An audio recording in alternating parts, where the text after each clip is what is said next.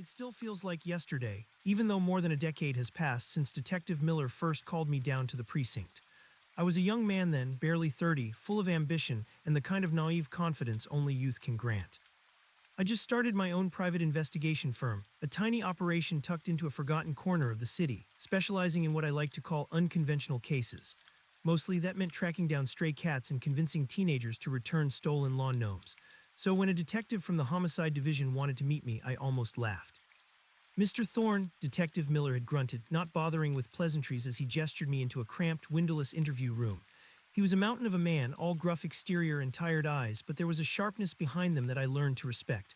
Heard you have a knack for looking where others don't. I swallowed, my new suit suddenly feeling too tight. I try, sir. Good, because we've got a problem, a big one. He slid a file across the table. The name on it was Arthur Jenkins, a prominent businessman known for his meticulously planned life, his bespoke suits, and his unwavering daily routine. He vanished on a Tuesday morning, not from a dark alley, not from a quiet suburban street, but from the heart of our bustling city in broad daylight. The police had scoured every inch of footage, every digital breadcrumb. He disappeared between 9:00 a.m. and 10:00 a.m., Miller explained, his voice flat. Right around the time he would have been driving from his morning meeting at the financial district back to his office downtown. Only he never made it to the office. His car was found parked perfectly in a loading zone, engine off, doors locked, just 3 blocks from his destination. And the cameras? I asked, already dreading the answer. Miller sighed, running a hand over his close-cropped hair.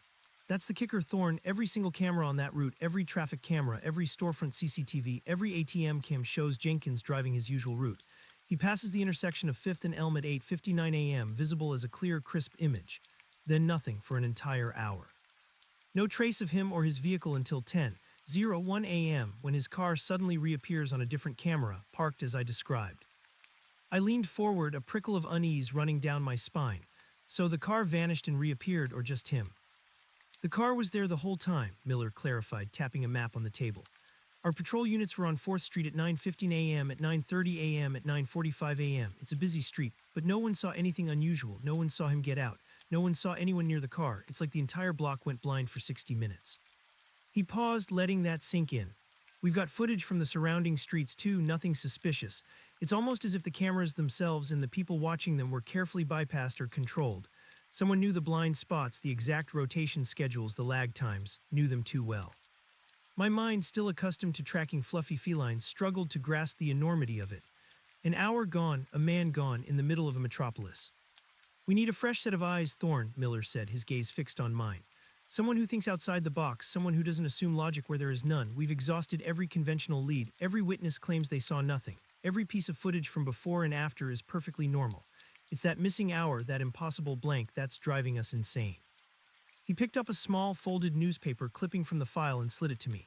It was an obituary. Arthur Jenkins, a family man, beloved husband and father, pillar of the community. Nothing out of the ordinary, yet the story of his disappearance, sans any explanation, was chilling.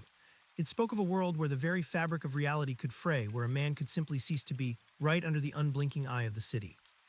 I took the clipping, my fingers brushing the cool, grainy paper. The picture showed a smiling, confident man, full of life. It felt like holding a ghost. So I began, my voice a little steadier than I felt. You think it's a murder, then? Miller's tired eyes narrowed. I don't think it, Thorne, I know it. A man like Arthur Jenkins doesn't just decide to disappear for an hour and then vanish forever, not without leaving a single trace. No, someone made sure he vanished, and they did it with a surgical precision that tells me one thing: this wasn't random. This was personal, and it was planned down to the second of a camera's blink. He leaned back, his chair groaning under his weight. Your job, Thorne, is to find out what happened in that missing hour, to look at what the traffic camera didn't show, because I have a gut feeling that's where our killer is hiding. The weight of his words hung in the air, heavy and cold. It was a violation of everything I understood about urban life, the constant surveillance, the comforting predictability of the grid. This was a challenge, a mystery that defied logic, and a hook that sank deep into my budding detective's mind. My first real case, and it was already steeped in a dread that whispered of something far more sinister than a simple crime. The city, usually a beacon of light and life, suddenly felt vast and dark, hiding secrets in its very infrastructure. That was the moment the seed of dread was truly planted. The silence of my tiny office, usually a comfort, now felt like an echo chamber for the impossible. Miller's words, the missing hour, reverberated in my head, a rhythmic pulse of dread. I laid the file on my worn desk, the pristine white paper stark against the dark wood. Arthur Jenkins's face, frozen in a confident smile on the newspaper clipping, seemed to mock my fledgling ambition. this wasn't a stray cat. This was a ghost in the machine, a tear in the fabric of a city I thought I knew.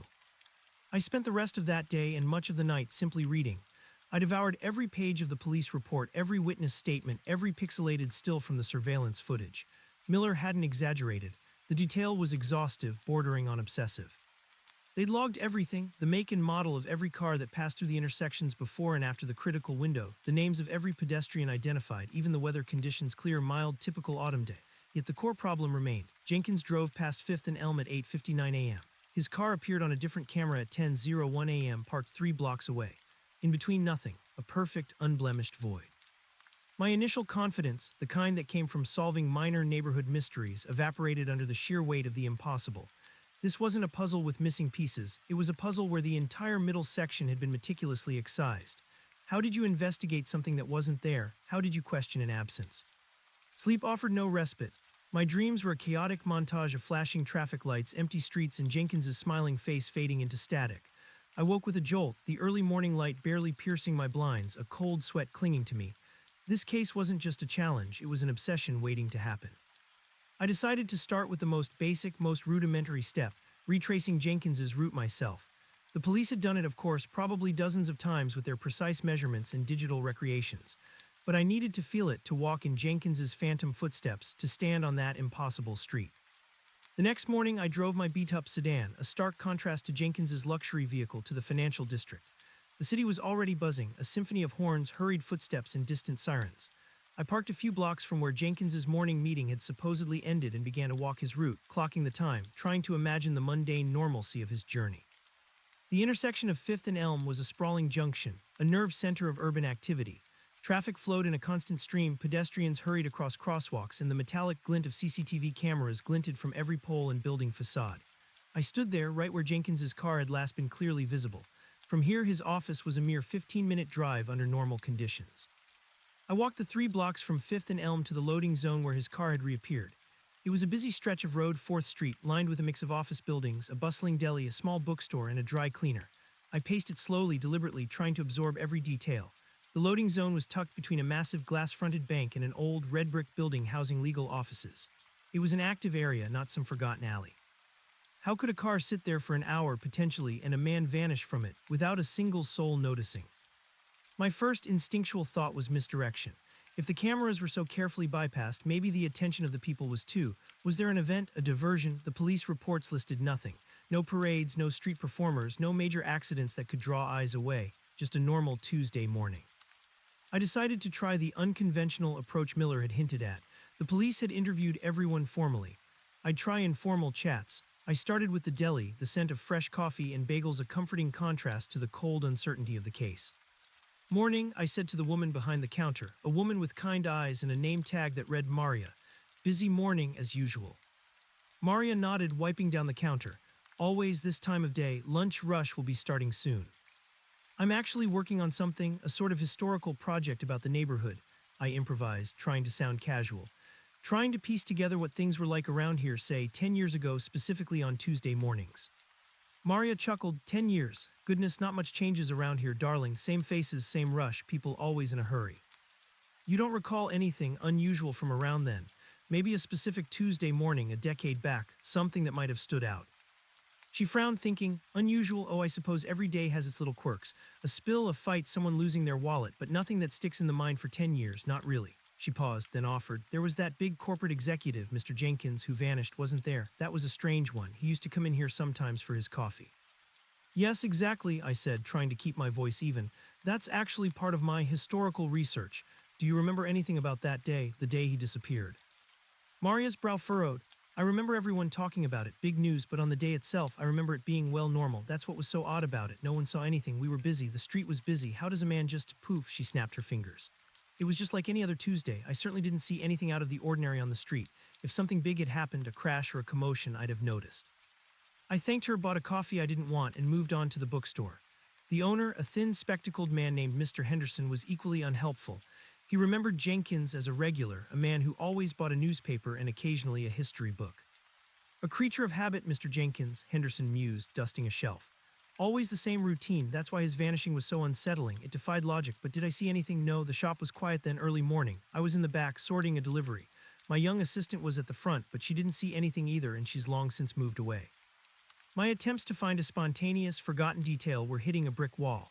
The collective memory of the street, while vaguely recalling the sensation of a mystery, held no concrete memories of the event itself. It reinforced Miller's theory. This wasn't just a disappearance, it was a perfectly orchestrated illusion of normalcy. Back in my office, frustration gnawed at me. I paced, ran my hands through my hair. This was why Miller had called me. This was the thinking outside the box part. If the conventional approach yielded nothing, it meant the problem wasn't conventional. The key had to be the cameras, not what they showed, but what they didn't show. Miller mentioned someone knew their exact rotation schedules, the lag times. That was a tangible lead. It implied a level of sophistication, a specific knowledge of the city's surveillance infrastructure. This wasn't some random street thug. This was someone with resources, planning, and access to information about city systems. I decided to go back to the source, the actual surveillance footage, not just the stills in the file. Miller had given me contact information for Detective Lee, the department's tech specialist, a quiet woman who spent more time with computer screens than with people. Lee's office was a dim cave filled with monitors displaying flickering grids of street views. She barely looked up when I introduced myself. "Miller said you might want to look at the raw feed," she said, her voice a low monotone, eyes glued to a complex algorithm scrolling on one screen. "I've got it all archived from every camera on that route from an hour before to an hour after the window." "Can you show me the relevant section?" I asked, pulling up a chair. She tapped a few keys and the main monitor shifted to a split-screen view. On the left, Jenkins's car, distinct in its dark color and polished gleam, moved smoothly through the intersection of 5th and Elm at precisely 8:59:03 a.m. On the right, a wider shot of 4th Street, a general overview of the block where the car would later be found. "Now watch the left screen," Lee instructed, her finger hovering over a key. "This is the last clear shot of Jenkins. It's a traffic camera, fixed point. The next camera on his direct route, a commercial CCTV on the bank building at the corner of 4th and Maple, doesn't pick him up." She played the footage. Jenkins's car passed, perfectly normal. Then the left screen froze on a generic shot of the intersection, continuing to cycle. The right screen, showing 4th Street, remained active, displaying the usual flow of pedestrians and cars. "The traffic cameras on the main intersections are high-definition, fixed points continuously recording," Lee explained. "The storefront cameras, they're a mix, some continuous, some motion-activated, varying quality. The ones along 4th Street, the bank, the deli, the legal offices, were all active and recording that morning." "And none of them picked up Jenkins's car after 8:59, I pressed. "Correct," Lee confirmed. "It's like it drove into a dead zone. The area between 5th and Elm and the loading zone on 4th Street should have had continuous coverage. We've meticulously reviewed every frame. Nothing. No car matching Jenkins's description, not in that 60-minute window." "And then it reappears," I said, watching the right screen. "At 10:01:17 a.m., a dark car, unmistakably Jenkins's, rolled into the loading zone and parked with practiced ease. The driver's side door remained shut. No one exited, no one approached." I stared at the screen, a new wave of unease washing over me. So the car didn't just vanish from the cameras and then reappear. It actively drove into the loading zone at 10:01 a.m., but without Jenkins. Lee nodded. "That's what the footage suggests. The car moved into frame, parked, engine off, doors locked, no driver visible at the point of arrival. But how it got there without being picked up on any intervening camera, or how it arrived without a driver at 10:01 a.m. is the impossible part." "Wait," I said, leaning closer. "What if it wasn't the same car? What if they swapped cars, a replica?" Lee shook her head. "Forensics was all over it. The license plate, the VIN, the specific scratches on the bumper. It's Jenkins's car, no doubt." This was even more baffling. A car drives itself. Or a driver so skilled, so utterly invisible that they bypassed every single sensor, every watchful eye. "What about the blind spots Miller mentioned?" I asked. "The rotation schedules, the lag times." Lee finally turned to face me, a flicker of something that might have been respect in her tired eyes. "That's where it gets truly interesting. We have a detailed map of every camera's field of view, its blind spots, its resolution capabilities, and we found something peculiar. There's a very narrow corridor, barely 2 car widths wide, that runs perpendicular to 4th Street, connecting to a less-used alleyway. It's covered by an old, low-resolution camera that only records in bursts when motion is detected. And even then, there's a 5-second lag before recording begins." "Show me," I urged, a jolt of anticipation running through me. She brought up another map, a topological nightmare of intersecting lines and shaded areas. One thin, unshaded line snaked behind the buildings on 4th Street. "This alleyway," she indicated, "runs behind the bank and the legal offices. It's primarily for deliveries and service vehicles, and the camera covering its entrance from a side street is antiquated. Someone would have had to know exactly when that camera would be in its lag phase. or precisely how to move a vehicle through it at speed to avoid detection. But that's for getting into the alley, I pointed out. How does it get a car from the main street into that alley and then out again onto 4th Street at 10:01 a.m. without being seen? Lee sighed, that's the million-dollar question. If Jenkins's car drove into that alley from the side street and then later drove out of the alley onto 4th Street, how did it enter the alley without being seen on any camera between 5th and Elm and that alley entrance? And how did it then emerge onto 4th Street at 10:01 a.m., parking itself without a visible driver? I leaned back, trying to visualize it. This wasn't just about cameras, it was about the physics of movement in a densely monitored urban environment. It was about an impossible journey. And Jenkins himself, I asked, the core of the mystery, when did he leave the car? Our best guess is that he was removed from the car somewhere between 5th and Elm and the point where the car reappeared on 4th Street, Lee stated. But where and how is entirely unknown. We considered a remote control system for the car, but the technology for such a precise maneuver 10 years ago would have been experimental, custom-built, and left traces. We found nothing in the car's onboard diagnostics. I thanked Lee, feeling a renewed sense of purpose, if not clarity. The blind spot, the antiquated camera, the 5-second lag, these were specific, actionable details. Someone hadn't just bypassed the cameras, they had leveraged their weaknesses. I took the map Lee gave me, a detailed printout of the surveillance grid, and went straight back to the scene. The alleyway was narrow, grimy, smelling of stale trash and exhaust fumes. It ran parallel to 4th Street, a forgotten artery behind the polished facades. I walked its length, trying to imagine Jenkins's sleek sedan navigating its tight turns. It was plausible but risky. Any delivery truck, any worker could have stumbled upon the operation, unless the timing was beyond meticulous. I found the location of the antiquated camera Lee mentioned. It was positioned high on a pole at the intersection of the alley and a much quieter side street, its lens dusty, its housing weathered. I stared at it, imagining it blinking, missing the crucial 5 seconds. But even if a car entered here, how did it get Jenkins from his original car on the main street to this point unobserved?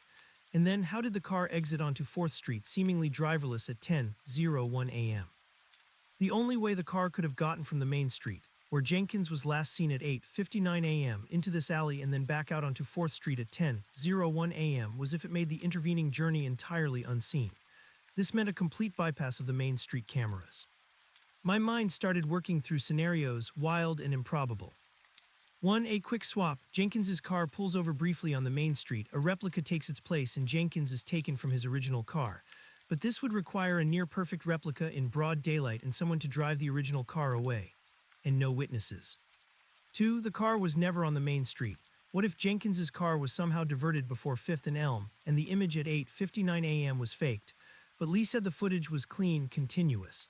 Deepfakes weren't sophisticated enough 10 years ago to fool a forensic analysis of a traffic camera. 3. The car was concealed. Could the car have been covered or put into a truck for part of the journey? Again, in broad daylight, a major operation, leaving no trace.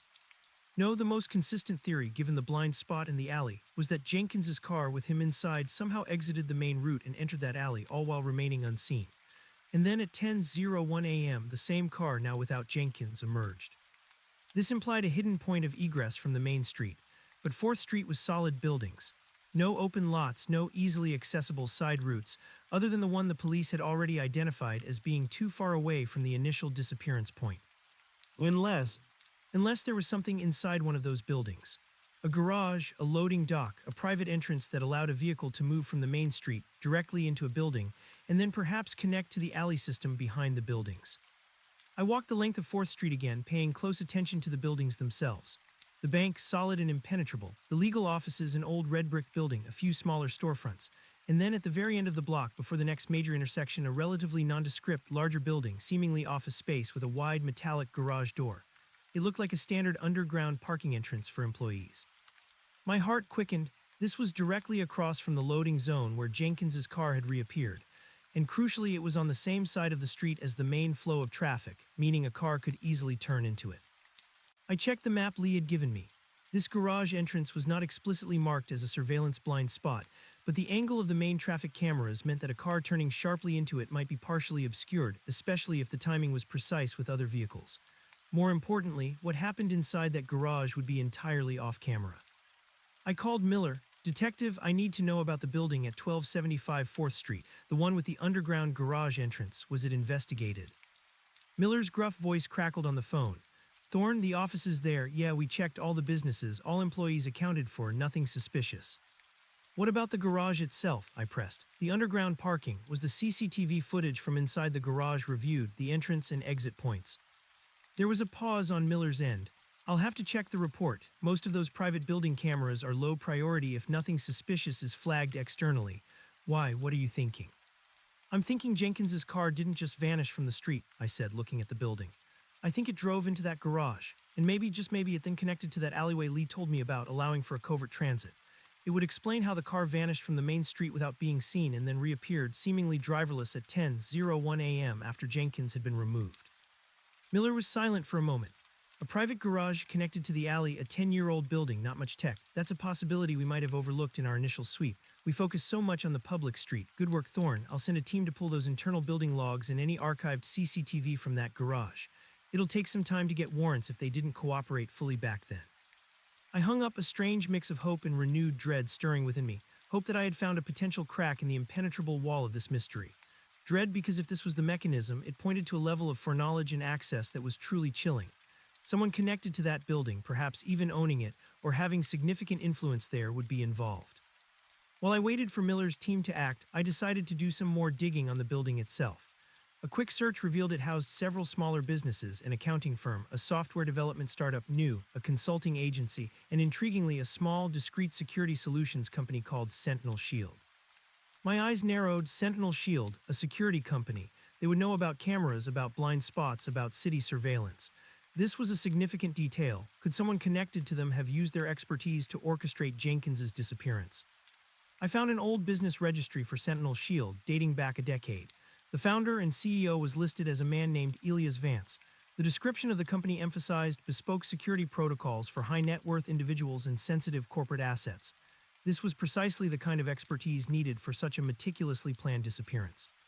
I cross-referenced Elias Vance with the Jenkins file. Vance wasn't mentioned anywhere. No connection, no witness statement, no known associates, which of course made him even more interesting. I considered calling Miller back, but I wanted to do a little more preliminary digging myself. This was my case, my unconventional approach. I needed to see if there was any direct public link between Jenkins and Vance or Sentinel Shield. The internet, even 10 years ago, was a treasure trove if you knew how to look. I started digging into Arthur Jenkins's business dealings. He was a prominent figure involved in various corporate boards and philanthropic endeavors. His company, Jenkins Holdings, was a sprawling conglomerate with interests in finance, real estate, and tech. I started searching for any overlap, shared board memberships, business deals, legal disputes, even social connections. It was painstaking work, sifting through old newspaper articles, annual reports, and cached websites. For hours, I saw nothing. Then a faint flicker, an obscure article in a local business journal dating back 12 years, 2 years before Jenkins's disappearance. It detailed a failed bid by Jenkins Holdings to acquire a struggling tech startup. The startup, called Cipher Systems, specialized in advanced encryption protocols. Jenkins's bid had been outmaneuvered at the last minute by a mysterious group of investors. I looked up Cipher Systems. It had since been acquired by a larger tech firm, but its initial investors, the mysterious group, were listed in the article as the Vance Group, a consortium led by Elias Vance of Sentinel Shield. Bingo, a direct, if dated, connection. Jenkins had tried to acquire a company and Elias Vance had thwarted him. This wasn't a casual acquaintance, this was a business rivalry, potentially a significant one if Jenkins felt personally slighted. The acquisition of Cipher Systems, with its encryption expertise, would have been valuable to Jenkins Holdings, especially in its burgeoning tech division. Vance, by acquiring it, had not only blocked Jenkins, but gained a strategic advantage. I stared at the screen, the pieces slowly beginning to click into place. Elias Vance, head of a security firm with a building that might contain the secret route for Jenkins's vanishing act, and a history of business rivalry with Jenkins. The precision of the disappearance, the knowledge of city surveillance, the access to a private garage, it all began to coalesce around Vance. But why kill Jenkins, and why such an elaborate theatrical method? A business rival could simply be outmaneuvered or perhaps ruined financially. Why the impossible vanishing act? It felt like a message, a display of power, a demonstration of control. I finally called Miller back, relaying my findings about Vance and Sentinel Shield and the potential business rivalry. Vance, you say? Miller repeated, a note of surprise in his voice. That name didn't come up in our initial sweeps. Jenkins had plenty of business rivals, but nothing ever escalated to this level. No public threats, no indications of animosity beyond normal corporate maneuvering. Exactly, I countered. Which makes it more sinister. This wasn't a public feud, this was surgical. And if Vance runs a security firm, he'd have the expertise to execute such a precise, invisible operation. I'm looking at the building records now, Miller continued, his voice muffled as if he was multitasking. The underground garage for 1275 4th Street. It's owned by Shell Corporation, but the management company is indeed connected to Sentinel Shield. We're trying to get a warrant for the internal garage CCTV footage, but it's a private business and they're pushing back, citing client confidentiality. 10 years ago, those regulations were even tighter. Client confidentiality for a garage, I scoffed. That's a red flag, Miller, they're hiding something. I agree, Miller said, but legally it's a headache, takes time, we're working on it. I hung up, frustrated by the bureaucratic delays. Time was of the essence even 10 years after the fact. Evidence could be gone, memories faded further, but the connection to Vance was solid. I needed to know more about him. My research into Elias Vance uncovered a man who was almost as meticulously private as Arthur Jenkins was publicly visible.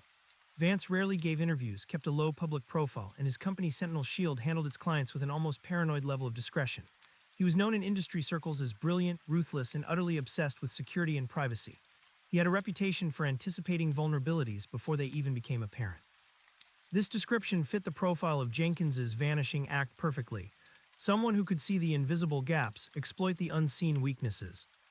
I started digging into Vance's personal life, but it was a dead end. No public family, no obvious hobbies, no scandalous past. It was as if his entire existence was dedicated to his work, cloaked in a veil of corporate discretion. Then I found an old article from a national tech magazine, a profile on Vance from about 15 years ago when Sentinel Shield was first making a name for itself. The article described Vance as a prodigy in network security and surveillance systems, having worked as a consultant for various government agencies before founding his private firm. It also mentioned, almost as an aside, that Vance was an avid collector of antique puzzles and intricate mechanical contraptions. A collector of puzzles, the detail struck me. Jenkins's disappearance was the ultimate puzzle. Could this be a part of Vance's twisted game, a demonstration of his prowess, a challenge to the world? I decided I needed to get closer to Elias Vance. Miller was trying the legal route. I'd try the unconventional one. I couldn't just knock on his door. His security firm would likely have its own robust defenses. I needed an end. I started researching Sentinel Shield's current clients, hoping to find a connection, any connection that could get me close to Vance or his operations. This was a long shot, as their client list was notoriously secret. However, some larger, publicly traded corporations occasionally mention their security providers in annual reports, albeit vaguely. One name stood out: Sterling Financial, a colossal investment bank, one of the biggest names in the city. Their annual report, a thick digital tome, briefly mentioned enhanced security protocols implemented by a leading private firm. A little more digging, and I found an old press release from Sterling Financial, dating back about 8 years, announcing Elias Vance had joined their advisory board on cybersecurity. This was it. Sterling Financial was a behemoth, a pillar of the financial district. They likely had extensive security needs, and Vance, through Sentinel Shield, would be deeply embedded in their systems. If I could get into Sterling Financial, I might be able to find a backdoor to Vance. But how? I was a small-time pie, not a high-finance executive. Getting into Sterling Financial's inner sanctum was like trying to walk into Fort Knox. I remembered something Miller had said about Jenkins being a pillar of the community. He sat on various charitable boards. It was common for prominent businessmen to crisscross paths in the city's philanthropic circles. I switched my research focus: Jenkins's charitable work. He was a trustee for the City Children's Hospital, a patron of the Grand City Museum, and more notably, a board member for the Metropolitan Arts Foundation. The Metropolitan Arts Foundation. I recalled seeing their name on various event advertisements over the years. They held galas, fundraising dinners, and private viewings. These events were attended by the city's elite, the very people who would be clients of Sentinel Shield, or on advisory boards of places like Sterling Financial.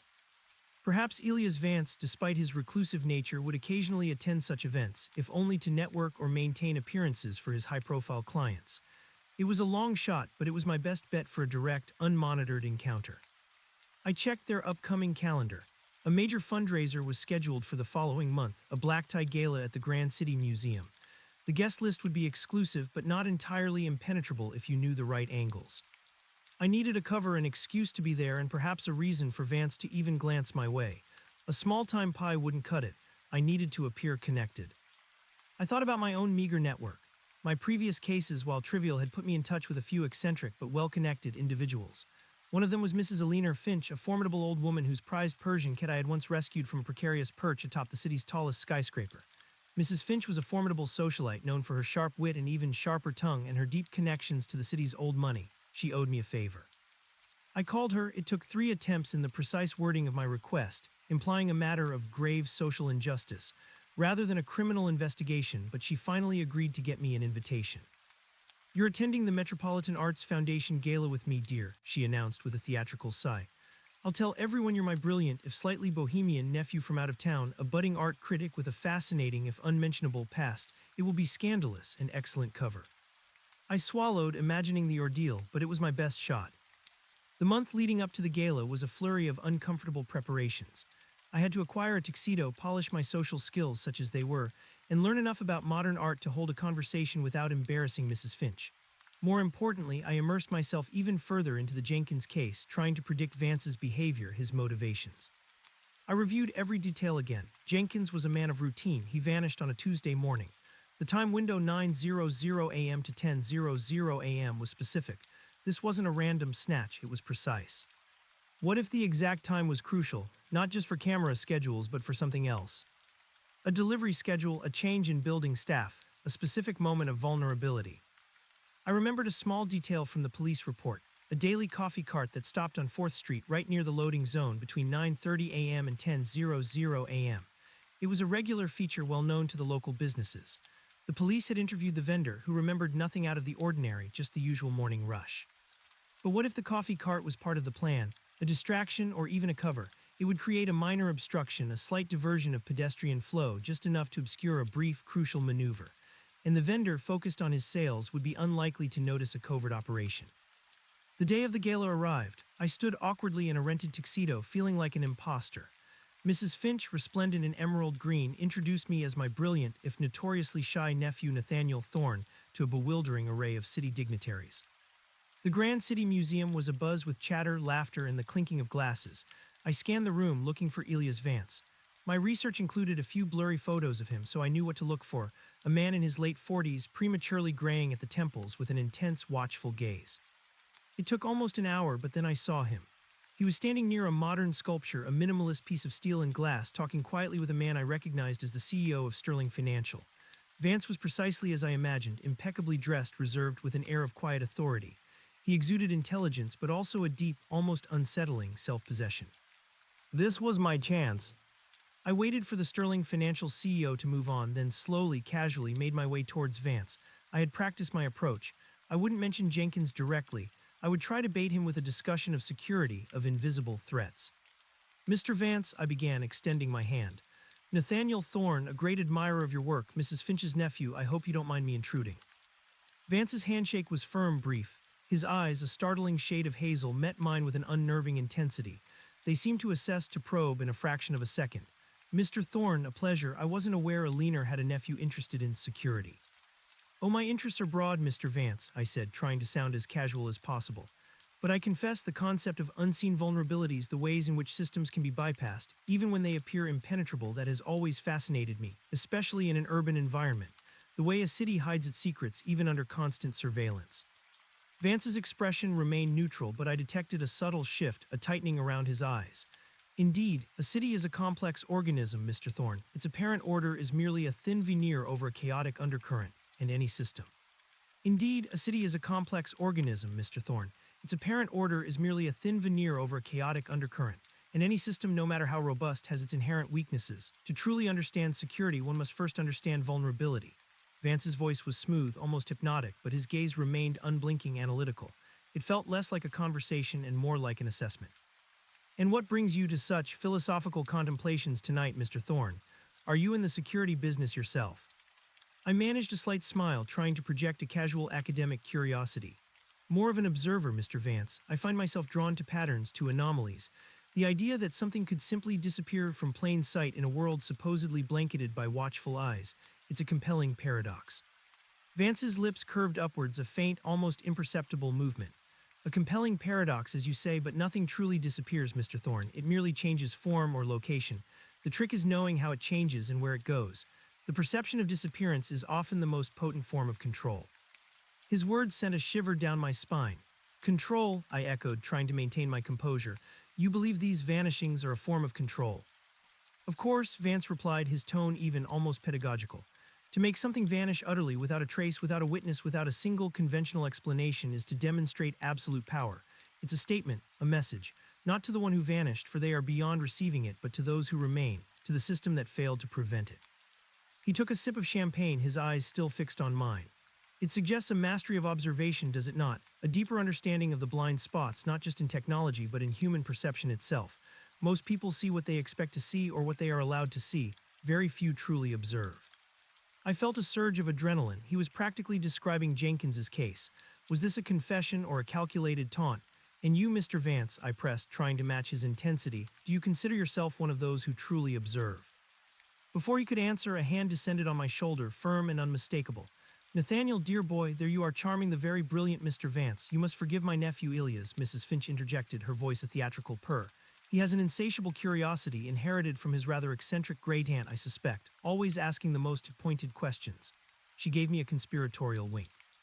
Vance turned his gaze to Mrs. Finch, his expression softening slightly, a practiced social mask.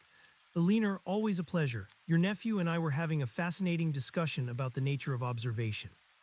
Indeed, Mrs. Finch said, squeezing my arm. He's quite the thinker. But come now, Nathaniel, I simply must introduce you to the Foundation's new acquisitions director. She's quite taken with your rather avant-garde theories on the deconstruction of postmodern sculpture. She gave me a look that clearly meant play along or suffer my wrath. It was an opportune interruption, a chance for me to retreat and process what Vance had said. He had not denied involvement, nor had he outright confirmed it. Instead, he had spoken in riddles and abstractions, but ones that resonated deeply with the specifics of Jenkins's disappearance. It was a pleasure, Mr. Vance, I said, extending my hand again. The pleasure was all mine, Mr. Thorne, Vance replied, his handshake as brief as before. His eyes, however, held a new glint, one of challenge. Should your observations ever lead you to require a deeper understanding of the unseen, do not hesitate to reach out to Sentinel Shield. We specialize in clarity in chaotic environments. It sounded like an invitation or perhaps a warning. As Mrs. Finch steered me away, I glanced back. Vance was still watching me, a faint, knowing smile playing on his lips. I had poked the bear, and the bear had acknowledged my presence. The rest of the gala was a blur of polite conversation and strategic maneuvering. I used the opportunity to observe Vance from a distance, noting who he interacted with, how he carried himself. He was a creature of subtle power, moving through the room like a ghost, leaving no strong impression on any single person, yet seeming to absorb everything. He had an uncanny ability to fade into the background while remaining entirely present. I learned nothing more directly about Jenkins, but my conviction about Vance solidified. This man was capable, dangerous, and perhaps even arrogant enough to flaunt his capabilities in plain sight, hidden behind academic-sounding rhetoric. The next morning, back in the sanctuary of my office, I felt a renewed urgency. Vance's words, "The perception of disappearance is often the most potent form of control," echoed in my mind. He saw it not as a crime, but as a strategic act. Miller called later that day, his voice weary. "Thorne, we hit a wall with that garage footage. Sentinel Shield's lawyers are citing proprietary security protocols and client confidentiality. They're stonewalling us completely. It's going to take weeks, maybe months, to fight through the courts for that warrant." "They're hiding something, Miller," I stated, recounting my encounter with Vance, albeit omitting Mrs. Finch's theatrical interjections. "He practically taunted me. He knows what he did. He's proud of it." "Proud of murder," Miller grunted. "That's a new one, but I agree it smells fishy, so what's our next move? We can't sit around waiting for the courts." "We need to get inside that garage," I said, picturing the wide metallic door at 1275 4th Street. "Legally, they can block the footage. Physically, it's just a building." Miller scoffed. "You're talking about breaking and entering, Thorne. That's a good way to get yourself arrested and me fired." "Not breaking and entering," I clarified. "Information gathering. I need to know the layout, the internal security, the operational procedures of that building. If Vance planned Jenkins's disappearance down to the second of a camera's blink, then the building itself is part of the puzzle. It's a stage, and we need to understand its mechanics." I proposed a new approach. Instead of going through Sentinel Shield, I'd try to find a vulnerability around them. I needed to understand their operational footprint, their client network, their employee turnover. If Vance was as precise and controlling as he appeared, then he would leave a distinct, if subtle, pattern of behavior. "What about the employees of Sentinel Shield?" I asked Miller. "Have your people looked into them? Anyone who left the company around 10 years ago, disgruntled former employees?" Miller paused. "We did a basic background check on Vance and his senior staff during the initial investigation, but nothing deep. No one stood out. Most of them have been with him a long time, high loyalty, high security clearance. He runs a tight ship." "Tight ships can have leaks, Miller, especially after a decade. People move on, they talk. I need to find someone who worked for Sentinel Shield, ideally around 10 years ago, who might have been privy to some unusual projects, or even just the operational details of their core systems." I started my research again, this time focusing on former employees of Sentinel Shield. It was difficult. Vance's company, true to its name, shielded its information well. LinkedIn was useful, but many former employees had non-disclosure agreements or simply listed their experience vaguely. After several days of painstaking sifting, I found a promising lead. A former Sentinel Shield employee, a mid-level cybersecurity analyst named Sarah Jenkins, no relation to Arthur, a quick check confirmed, had left the company about 9 years ago, a year after Arthur Jenkins disappeared.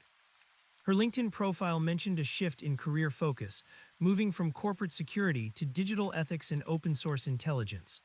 This sounded like someone who might have grown disillusioned with the darker side of corporate security.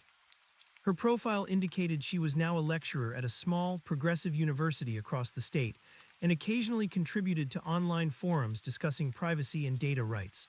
This was my kind of person. I decided against calling her directly. A cold call from a private investigator asking about a decade-old case and her former notoriously secretive employer would likely shut her down. I needed a softer approach. I immersed myself in the online forums where Sarah Jenkins was active. I read her posts, her articles. She was intelligent, passionate, and clearly had a strong moral compass when it came to digital privacy. I crafted a carefully worded message, not mentioning Arthur Jenkins or Miller, but appealing to her expertise in unconventional data trails and the ethical implications of covert surveillance in urban environments. I posed as a researcher working on a book about urban anonymity, seeking an expert's perspective. To my surprise, she responded within 24 hours. She was intrigued by my research, and after a few polite exchanges, agreed to meet me for coffee at her university's campus cafe the following week. The drive to the university gave me time to refine my strategy. I couldn't ambush her, but I needed to get her to open up about Sentinel Shield without triggering her loyalty or an NDA. I would approach it as a hypothetical case, a thought experiment, drawing on the themes of urban surveillance and privacy she was passionate about. Sarah Jenkins was younger than I expected, probably in her late 30s, with bright, analytical eyes behind stylish glasses. She radiated an earnest enthusiasm for her subject. "It's a fascinating area, Mr. Thorne," she began after we'd settled in with our coffees. "The pervasive nature of surveillance in modern cities, and yet paradoxically the ease with which individuals and information can still vanish. The gaps are always there if you know how to find them." "Indeed," I agreed, leaning forward. "That's precisely what I'm exploring. Imagine a hypothetical scenario, Ms. Jenkins. A prominent individual vanishes from the heart of a major city in broad daylight, no conventional traces, the official surveillance systems show nothing. Yet his vehicle reappears shortly after, seemingly driverless at a predetermined location." Sarah's brow furrowed, a flicker of professional interest in her eyes. "A ghost in the machine, a classic blind spot exploitation, very sophisticated." "Exactly," I said, pressing on.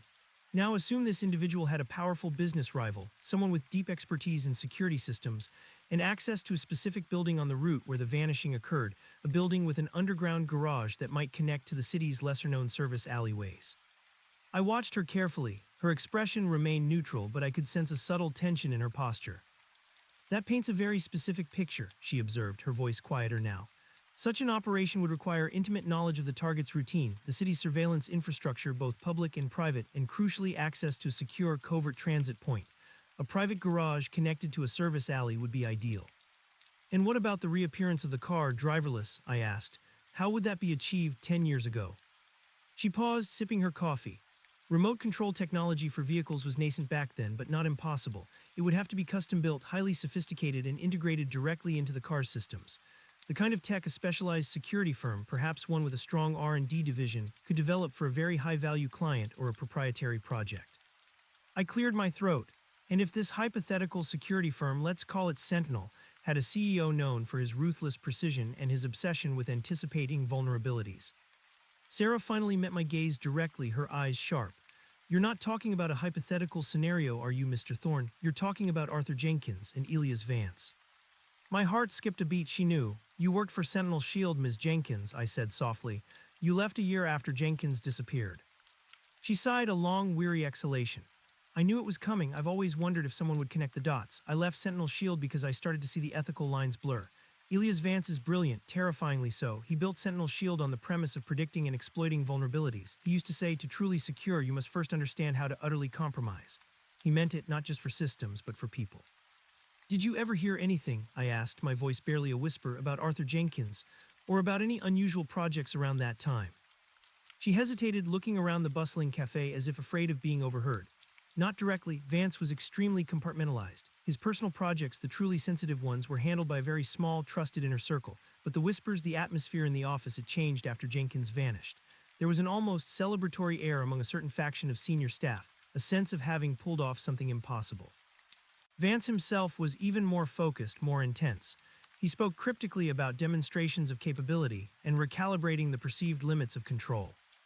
The garage at 1275 4th Street, I pressed. Sentinel Shield manages the building, owns the shell corporation that nominally owns it.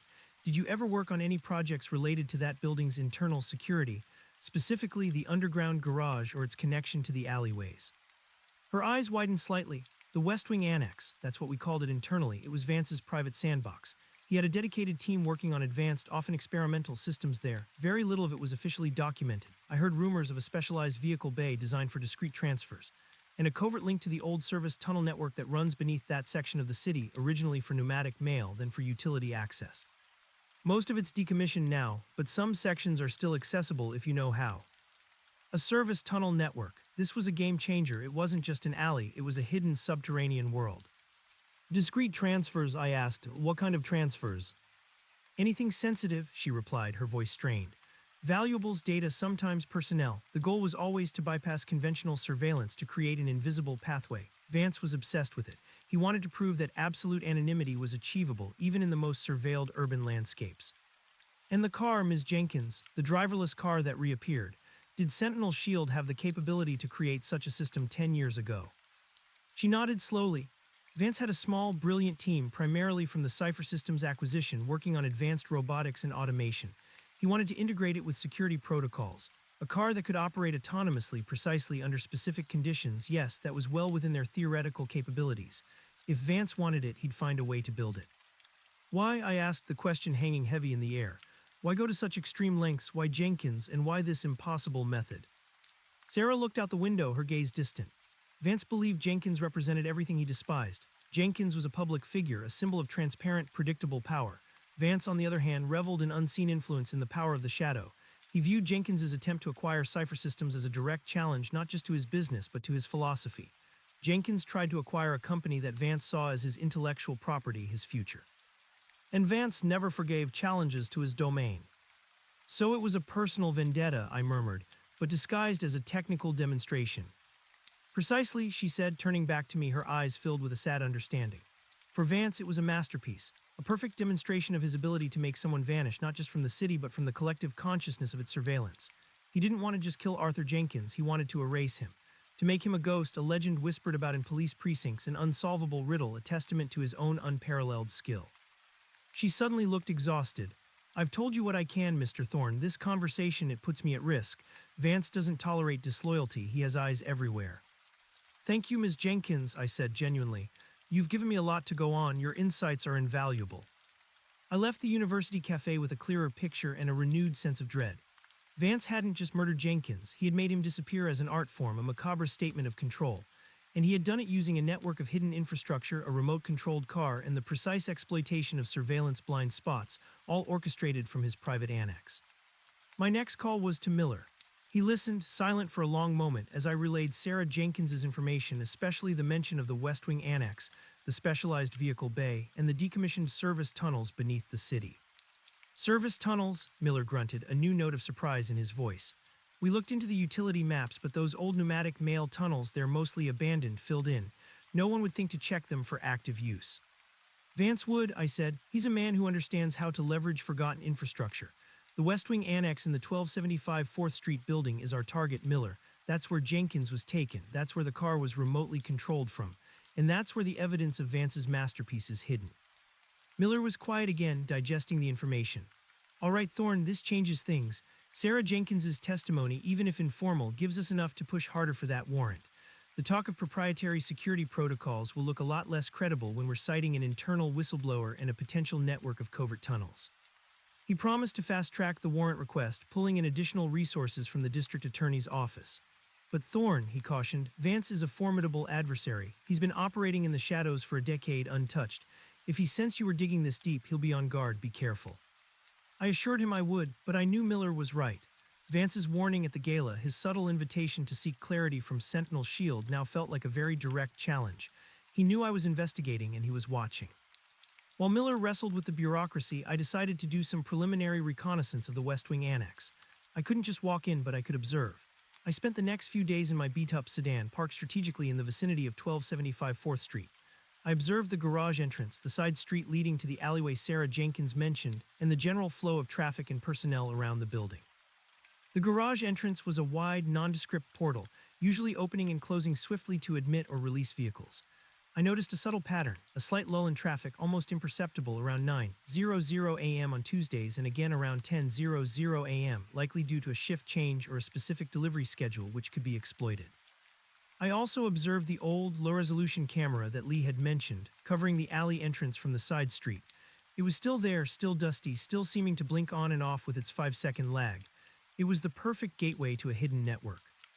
I also noticed something else, subtle but intriguing. One of the loading bays further down the alley behind the 1275 4th Street building had a rather new-looking heavy-duty exhaust vent installed, far larger than what would be needed for a standard commercial kitchen or generator. It seemed to suggest a different kind of vehicle, perhaps larger or one requiring more ventilation passing through it. Could this be where the service tunnels connected? My surveillance confirmed what Sarah had suggested. This was a building designed for covert operations. The mundane exterior hid an intricate web of hidden pathways and controlled movements. I compiled my observations, creating a detailed diagram of the building's probable internal structure, mapping out the suspected vehicle bay, the access points to the service tunnels, and the likely trajectory of Jenkins's car. I sent it to Miller. A week passed, the wait was agonizing. Miller called again. "Thorne, we've got it. The warrant came through. We're going in tonight under the cover of darkness." The judge was swayed by the threat to public safety argument, given the potential for these covert pathways to be exploited. But it's a delicate operation. Vance has deep connections and his lawyers will be screaming, "We need to be quick and thorough." Tonight, the culmination of a decade-old mystery. My first real case, and it was about to lead me into the heart of a ghost operation. I met Miller and his team in a discreet staging area a few blocks from 1275 4th Street. The air was thick with tension. Uniformed officers, plainclothes detectives, and a forensics team buzzed with a quiet intensity. Miller, grim-faced, handed me a vest. "You're coming in with us, Thorne. You know this place better than anyone, but you stick to me, understand, no heroics." I nodded, strapping on the vest. My heart hammered against my ribs, a mix of fear and exhilarating anticipation. This wasn't a stray cat anymore. This was the dark underbelly of the city, revealed by a man who saw its vulnerabilities as his canvas. Under the cloak of night, the city lights shimmered, casting long shadows. We moved in. The team secured the perimeter, while a specialized entry unit breached the reinforced garage door of 1275 4th Street. The metallic groan of the door echoed eerily in the silent street. Inside, the underground garage was vast and dimly lit, filled with rows of parked cars. It was far larger than I had anticipated. The air was cold, smelling faintly of concrete and exhaust. The police moved with practiced efficiency, flashlights cutting through the gloom, officers fanning out to secure the area. "All right, Thorne," Miller said, his voice a low growl. "Where do we start?" I pulled out my diagram. Sarah Jenkins called it the West Wing Annex. Based on the exhaust vent I observed and the suspected location of the specialized vehicle bay, it should be on this side. I pointed to the far left section of the garage, shielded by a series of concrete pillars and a heavy industrial curtain. We moved towards it. As we approached, the air grew colder and a faint metallic scent became stronger, almost coppery. The curtain was thick, designed to absorb sound and light. Miller's team carefully drew it back. What lay beyond was a scene that sent a chill down my spine. It was a dedicated bay, pristine and almost sterile, in stark contrast to the rest of the utilitarian garage. In the center, mounted on a hydraulic lift, was a dark sedan. It was Jenkins's car, but a late-model luxury vehicle, heavily modified. Its interior was stripped, wires snaking across the dashboard, connected to a complex array of computers and sensors. This was clearly a testing ground for autonomous vehicle technology. Against one wall, a series of large, secure lockers. Against another, a workbench covered with precision tools, circuit boards, and schematics.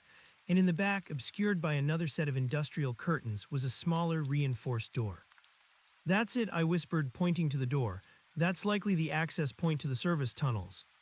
Miller nodded to two officers. They approached the door, equipped with specialized breaching tools. It was clearly designed to withstand significant force. After a few tense minutes, with the sound of grinding metal echoing through the garage, the door finally groaned open, revealing a dark, narrow passage beyond. Miller switched on a powerful floodlight. The passage was not a typical service tunnel. It was surprisingly well maintained, lit by discreet recessed lighting, and its walls were lined with what looked like sound-dampening panels. It sloped gently downwards. The air within was stale, but devoid of the usual grime of abandoned tunnels. "This isn't just a tunnel, Thorne," Miller said, his voice quiet with awe. "This is a private highway." We entered the tunnel, our footsteps muffled by the sound-dampening panels. It snaked beneath the city, a hidden artery, a secret pathway known only to a select few. The forensics team, now following behind us, began meticulously documenting everything. After what felt like a long walk, the tunnel opened into a larger chamber. This was not a forgotten utility space. It was a sophisticated underground facility. Screens glowed, showing various feeds from cameras, not city cameras, but internal feeds. Data scrolled across monitors. Rows of servers hummed quietly. This was Sentinel Shield's true core, its command center, hidden deep beneath the city. And in the center of the chamber, illuminated by the soft glow of the monitors, was a control console. And standing before it, his back to us, was Elias Vance. He didn't turn at our approach. He simply continued to stare at the screens, his posture rigid, contemplative. Miller raised his weapon. "Elias Vance, police, put your hands where I can see them." Vance slowly, deliberately raised his hands, then turned. His face was devoid of surprise or even anger. Instead, there was a strange, almost serene acceptance in his hazel eyes. He looked at Miller, then at me. "Mr. Thorne," he said, his voice calm, clear, even amidst the tension. "You truly do observe. I underestimated your persistence. A decade of silence, and yet the ghost of Arthur Jenkins still beckons, does it not?" "He's not a ghost, Vance," I said, stepping forward, my own voice shaking slightly despite myself. "He's a victim, and you're the one who put him here." Vance's gaze, unblinking, met mine. A faint smile touched his lips. "A victim or a testament, a demonstration of what can be achieved when one truly masters the unseen. Arthur Jenkins was a creature of predictable patterns, Mr. Thorne, a man who believed his prominence offered him protection. I merely showed him the fragility of that belief. I peeled back the veneer, as you so aptly put it." "Where is he?" Miller demanded, his voice sharp. "Where is Arthur Jenkins?" Vance's smile widened, a cold, unsettling expression. "His journey began on 4th Street, did it not? A journey into the unseen. The body detective is merely an inconvenient formality. The true disappearance, the true erasure is in the memory, in the void left behind. And in that I succeeded spectacularly. He is everywhere and nowhere." "Don't play games, Vance," Miller warned, stepping closer. "We have warrants, we have witnesses. We know about the West Wing Annex, the remote-controlled car, the service tunnels. We know you did it." Vance merely chuckled, a dry, humorless sound. "You have pieces of the puzzle, detective, but the full picture, that is my masterpiece, and it is far more intricate than you can imagine." He gestured vaguely at the glowing screens around him. "All the data, all the planning, all the variables, the perfect confluence of opportunity and expertise to make a man vanish in plain sight without a single conventional trace. It required patience, it required foresight, it required a complete understanding of the city's pulse, its rhythms, its vulnerabilities. It was a challenge, a grand puzzle that no one else could solve." "And you were so arrogant," I countered, "that you built this entire facility, kept all the records so you could revel in your genius." "Arrogance?" Vance tilted his head slightly. "Perhaps, or perhaps a desire to leave a legacy. A testament to the fact that even in the most transparent of societies, true anonymity, true control is still possible. Arthur Jenkins was merely the brushstroke in a much larger canvas." Miller's patience was clearly at an end. "Vance, you're under arrest for the murder and disappearance of Arthur Jenkins." As officers moved to apprehend him, Vance made one last chilling statement, his eyes fixed on me. "You found the illusion, Mr. Thorne, but the true secret of Arthur Jenkins, that is still hidden, and that, I assure you, is a riddle for another day. A riddle that begins with the missing hour, yes, but ends far beyond what you perceive." He allowed himself to be cuffed, his expression still unnervingly calm. As the officers led him away, his words hung in the air, a final cryptic challenge, the true secret, a riddle for another day. I stood there staring at the humming consoles, the glowing screens, the silent testament to Vance's meticulous, macabre genius. We had found the how and the who, but the why, the true secret Vance spoke of, still felt elusive. The story of Arthur Jenkins, it seemed, was far from over. Vance's capture was a victory, but his parting words had planted a new seed of doubt, a new layer to the mystery. I had peered into the void, and it had whispered back a deeper truth. The silence that fell over the underground facility after Vance was led away was heavy, charged with a strange mix of triumph and unease. The hum of servers, the soft glow of monitors, everything that had been a testament to Vance's chilling genius, now felt like a silent, mocking challenge. Miller barked orders, his voice cutting through the stillness. "Forensics, I want this place combed. Every file, every server, every inch of these tunnels. Nothing gets touched until it's photographed and bagged. Thorne, you and I need to get a preliminary look at what he was working on." I nodded, my mind still replaying Vance's parting words. The true secret of Arthur Jenkins that is still hidden, and that, I assure you, is a riddle for another day. A riddle that begins with the missing hour, yes, but ends far beyond what you perceive. What did he mean? We had the how, the who, and a compelling motive rooted in corporate rivalry and a twisted sense of intellectual superiority. What more could there be? We moved towards the central control console where Vance had stood. The screens glowed, displaying a dizzying array of data. Maps of the city with intricate overlays of surveillance camera coverage, public and private. Timelines marking traffic flow, utility schedules, even weather patterns from 10 years ago. It was a perfect digital recreation of the day Arthur Jenkins vanished. Miller whistled softly. This man built an entire ecosystem for a single act, the audacity. I leaned closer, my eyes scanning the data. One screen showed a complex algorithm charting a vehicle's path through the city, factoring in traffic lights, pedestrian density, even the precise timing of the coffee cart that had briefly appeared near Jenkins's loading zone. It was a digital ghost, a simulation of Jenkins's final journey before his car entered the annex. Another screen displayed schematics of the modified luxury sedan we'd found on the hydraulic lift. Detailed diagrams showed remote control modules integrated into the steering, acceleration, and braking systems. The level of customization was staggering. This wasn't off-the-shelf tech, it was a bespoke assassination tool. He wanted to leave, no doubt, I murmured, more to myself than Miller. No physical presence, no human hand driving the car at the crucial moment of its reappearance. It was all about the illusion of an impossible vanishing act. Miller was peering at a monitor that displayed a series of financial transactions. And he was still using this place. Look at these dates. Last month, a large transfer to a shell corporation in the Cayman Islands. A few weeks before that, a purchase of high-end surveillance equipment. He wasn't just reveling in the past, I realized. He was still operating, still expanding his capabilities. This wasn't just a historical shrine to Jenkins, it was his ongoing secure operations center. As the forensics team began their meticulous work, bagging hard drives and photographing documents, Miller directed a tech specialist to focus on the central console. I want everything downloaded, every file, every log. This is going to be a goldmine of information, not just for Jenkins, but for everything else this man has been involved in. We spent the next few hours sifting through the digital detritus of Vance's operation. The sheer volume of data was overwhelming, but the pattern was clear. Vance documented everything. He had archives of city surveillance footage, not just from the day Jenkins vanished, but from weeks, months, even years leading up to it. He had meticulously studied the city's pulse, identifying every blind spot, every rhythmic lull, every potential point of exploitation. One file caught my eye, a subfolder labeled Project Chimera. It contained numerous schematics for facial recognition software, voice modulation, and incredibly detailed 3D modeling. It looked like the kind of technology used to create deepfakes, but 10 years ago, this level of sophistication would have been groundbreaking, practically science fiction. Miller, look at this, I said, pointing to the screen. Project Chimera, this isn't just about making people disappear, it's about making them appear differently. Miller scanned the files. Deepfake technology 10 years ago, that's something else entirely. What would he use this for?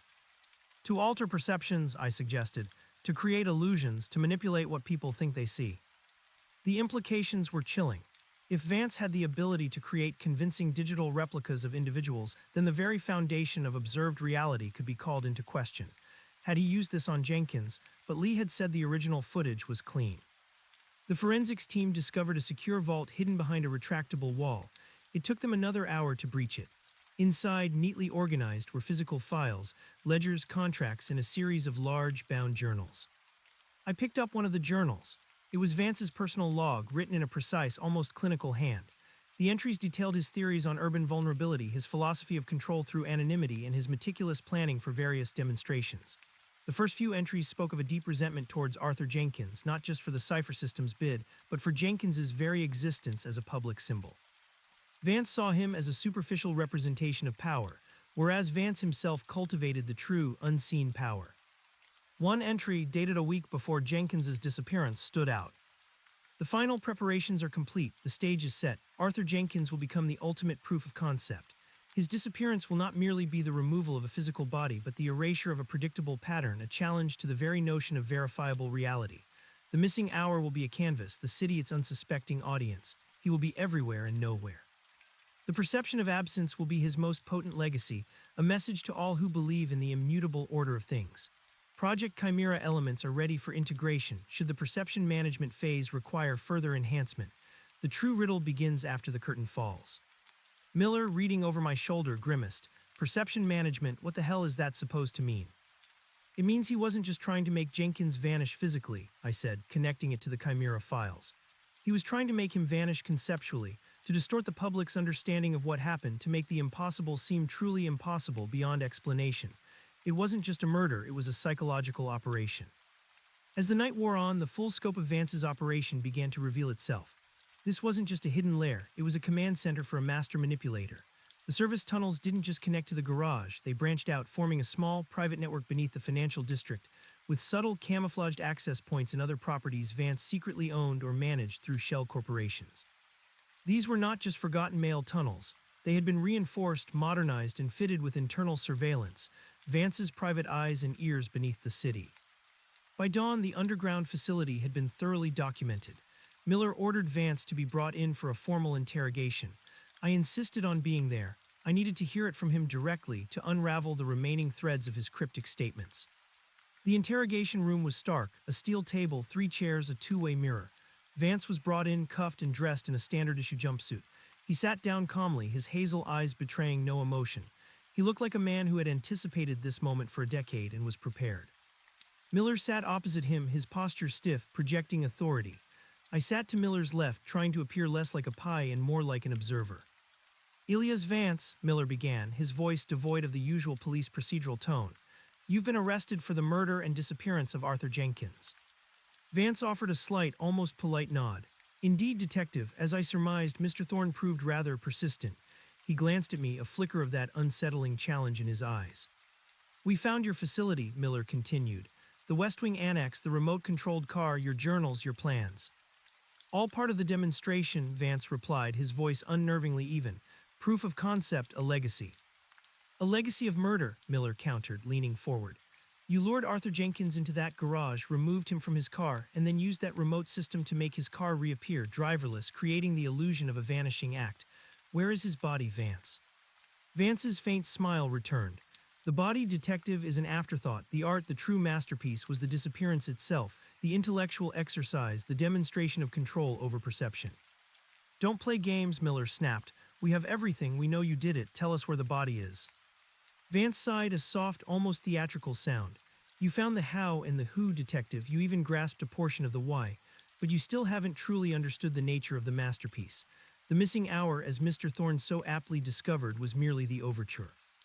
"The missing hour? What are you talking about?" Miller pressed.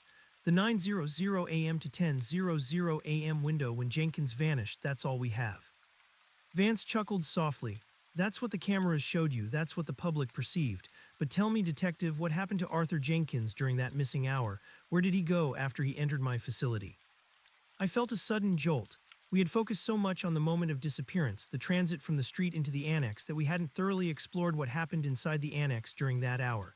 We assumed he was killed, perhaps immediately, and his body disposed of. But Vance's words implied something more. "He was taken from his car," I stated, trying to push him. "Presumably incapacitated, then his body concealed, awaiting disposal." Vance shook his head slowly. "A rather pedestrian assumption, Mr. Thorne. My work is anything but pedestrian. Arthur Jenkins was a test subject, a canvas for a grander illusion." "Illusion?" Miller asked, his patience visibly fraying. "What illusion, Vance? What did you do to him?" Vance leaned back, his gaze fixed on the ceiling, as if watching a private movie. "Jenkins was a man of routine, of predictable patterns. I exploited that. He was brought into the West Wing Annex at precisely 9:02 a.m. He was lucid, and then he became part of Project Chimera." "Project Chimera, the deepfake technology." "You created a deepfake of him?" I asked, my voice barely a whisper. "You faked his appearance somewhere else." "Oh, much more than that, Mr. Thorne," Vance said, turning his gaze back to me, a glint of amusement in his eyes. "The technology 10 years ago, while nascent, was sufficient for a very specific application. Jenkins was reprogrammed." Miller slammed his hand on the table. "Reprogrammed? What the hell are you talking about? Are you trying to claim you brainwashed him 10 years ago?" "Brainwashing is a crude term for a crude process," Vance corrected smoothly. "No, I'm speaking of something far more elegant: psychological reconditioning, neurological manipulation. Using advanced sensory deprivation, carefully curated informational input, and specific psychoactive compounds, one can effectively rewrite a person's short-term and even medium-term memories. One can plant suggestions, erase events, create new narratives within the mind." My blood ran cold. This wasn't just about a body or a digital illusion. This was about the living mind of Arthur Jenkins. "You're saying you kept him alive," I managed to choke out. "During that missing hour, you did something to him, then released him." Vance clapped his hands together once, a soft, almost celebratory sound. Precisely, Mr. Thorne, you are finally catching up. Arthur Jenkins did not simply vanish from the city, he vanished from himself, he was transformed. Miller looked bewildered. This is insane, Vance, what would be the point? The point, detective, was control, Vance explained, his tone gaining a pedagogical fervor. To demonstrate that I could not only make a man disappear from public perception, but that I could fundamentally alter who he was and then reintroduce him to the world entirely unseen, entirely unquestioned. To have him walk among you, a ghost in plain sight, living a life I orchestrated, a life you would never suspect. You released him, I repeated, the implications crashing over me. Arthur Jenkins is alive. Oh yes, Vance said, a wide, unsettling smile now on his face. He was released at 9:58 a.m., just minutes before his car reappeared. Not back onto 4th Street, of course, that would have been too obvious. He was guided through one of my other covert exits from the service tunnel network into a different part of the city a few blocks away, a place where his altered state would not be immediately noticed. And what was his altered state? Miller asked, his voice low, filled with a horrified fascination. A carefully constructed new persona, Vance elucidated almost gleefully. He believed he was a different man with a different name, a different past, a quiet, unassuming existence far from the pressures and public scrutiny that Arthur Jenkins craved. He believed he had chosen this life, this escape of his own volition. But his family, his company, I stammered, they would have noticed, they would have known it wasn't him. Ah, but they never saw him after 8:59 a.m. on 4th Street, did they? Vance pointed out, his eyes gleaming. The man who vanished, Arthur Jenkins, was known to them. The man who reappeared, a different version of Arthur Jenkins, was only seen by me. And then he vanished again into a new identity, a new life, a new oblivion, a perfect vanishing act twice over. So you're telling us Arthur Jenkins has been alive this whole time, living a completely different life, unaware of who he truly is? Miller demanded, trying to process the sheer audacity of it. Precisely, Vance confirmed. And the beauty of it, detective, is that no one would ever look for him. Why would they? He disappeared. He vanished. You've been looking for a body, for traces of foul play, for a conventional explanation. You never considered the possibility of a living ghost, a man erased not by death but by the reshaping of his own mind. And what was the purpose of this new life? I asked, thinking of Vance's rivalry with Jenkins. To render him utterly insignificant, Vance replied, his smile fading slightly, revealing the venom beneath. Arthur Jenkins, the prominent magnate, reduced to a quiet librarian in a small town upstate, or perhaps a gardener in a forgotten suburb. Someone who contributes nothing, influences no one, lives a life utterly devoid of the power and ambition he once cherished. It was the ultimate dismantling of the man, far more satisfying than mere physical death. It was an intellectual execution. My mind raced back to his journal entry. Project Chimera elements are ready for integration should the perception management phase require further enhancement. The true riddle begins after the curtain falls. The Chimera elements weren't just for faking images, they were for faking identities. And what about the missing hour in his own memory? I pressed. How did you account for that gap in his new persona? A manufactured narrative, Vance explained. A car accident, a period of amnesia, a desire to leave his old life behind and start anew. Perfectly plausible for someone who believed they were a different person. The human mind is remarkably adaptable, detective, and remarkably vulnerable to suggestion when expertly managed. Miller stared at Vance, speechless for a moment. And you expect us to believe this, that you snatched Arthur Jenkins, turned him into a completely different person, and sent him off to live a new life all in an hour. The timing was exquisite, wasn't it? Vance boasted. Precisely orchestrated, every minute accounted for. The missing hour of public record was the missing hour of Arthur Jenkins's former self, and then a new self emerged. And where is he now? I asked, the question feeling monumental. Where did you send him? What name did you give him? Vance's smile returned, cold and triumphant. Ah, Mr. Thorne, that is the riddle for another day. That is the true secret. You found the illusion, but the reality is still playing out, entirely unseen.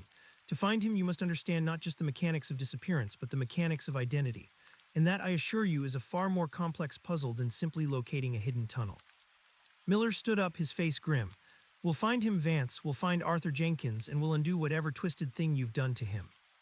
Vance merely chuckled, a dry, unsettling sound. You're welcome to try, detective, but consider this, even if you find him, will you truly be able to convince him he is someone else? Will you be able to give him back a life he no longer remembers? The Arthur Jenkins you knew is gone, detective. I erased him, and that, my friend, is a permanent achievement. He was led out of the interrogation room, leaving us in stunned silence. The room, which had seemed to hold the answers to a decade-old mystery, now felt like a portal to an even deeper, more disturbing enigma. This is unbelievable, Miller finally whispered, running a hand over his face. Psychological reconditioning, it sounds like something out of a bad spy novel. But the Chimera files, I argued, my mind buzzing. The advanced robotics for the car, the detailed planning. Vance has proven he's capable of extraordinary, seemingly impossible things. and his obsession with control and perception, it fits. It's far more elaborate and cruel than a simple murder. If he's telling the truth, Miller said, then Arthur Jenkins has been alive for 10 years, living a fabricated life while his family mourned him and the police chased ghosts. And Vance just admitted to it almost proudly. He thinks it's his masterpiece, I said, remembering Vance's words. He thinks he's beyond reproach, that even if we catch him, we can't undo his work. Miller got on the phone, his voice hushed but urgent. He briefed the captain, then the district attorney, on Vance's astonishing confession. The news was met with skepticism, then a cautious, almost terrified recognition of the implications. If true, this was unprecedented. Our immediate task shifted dramatically. We were no longer just looking for a body or evidence of murder. We were looking for a living man who didn't know he was missing, who didn't know who he truly was. And we had to prove Vance's claim to find the real Arthur Jenkins. I returned to the West Wing Annex with Miller and a team of specialized cyber forensics experts. We combed through every piece of digital data, every scrap of paper. We were looking for any hint of Jenkins's new identity, his new location. The experts worked tirelessly, decrypting encrypted files, reconstructing deleted logs. Vance had been meticulous, but even he couldn't perfectly erase every digital footprint. We found a subdirectory within the Chimera project files, labeled Subject, AJ Post-Egress Protocol. It detailed the entire process. The precise route Jenkins was guided through the service tunnels, the camouflaged exit point into a quiet residential street, the simple clothes and a small amount of cash provided in a pre-programmed short-term destination, a bus station a few blocks away. From there, Jenkins, under his new identity, was to take a bus to a small, sleepy town in rural upstate New York. The files didn't explicitly state the new name, but there were references to a Mr. Thomas Miller in a subsequent data log, likely a fabrication created for Jenkins. The rationale was laid out with chilling clarity. Choose a location far enough from the city to avoid accidental recognition, but close enough that the journey wouldn't raise questions.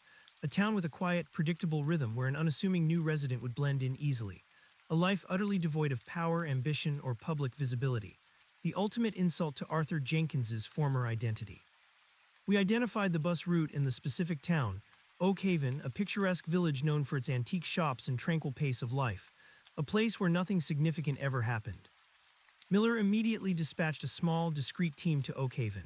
The goal was to locate a Thomas Miller, who had arrived there approximately 10 years ago and matched Arthur Jenkins's physical description, but without causing a panic or alerting the press. This had to be handled with extreme delicacy. If Arthur Jenkins, or rather Thomas Miller, was indeed living a quiet, fabricated life, a sudden intrusion by the police could be catastrophic, potentially breaking his fragile new identity. While the team was en route, I focused on the missing hour inside the West Wing Annex. Vance's journals provided some clues. He referred to a sensory deprivation chamber and neurological recalibration suite.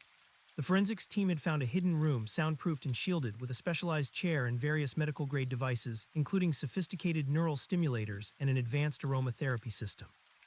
It was designed to disorient, to induce suggestibility, to meticulously reshape a mind.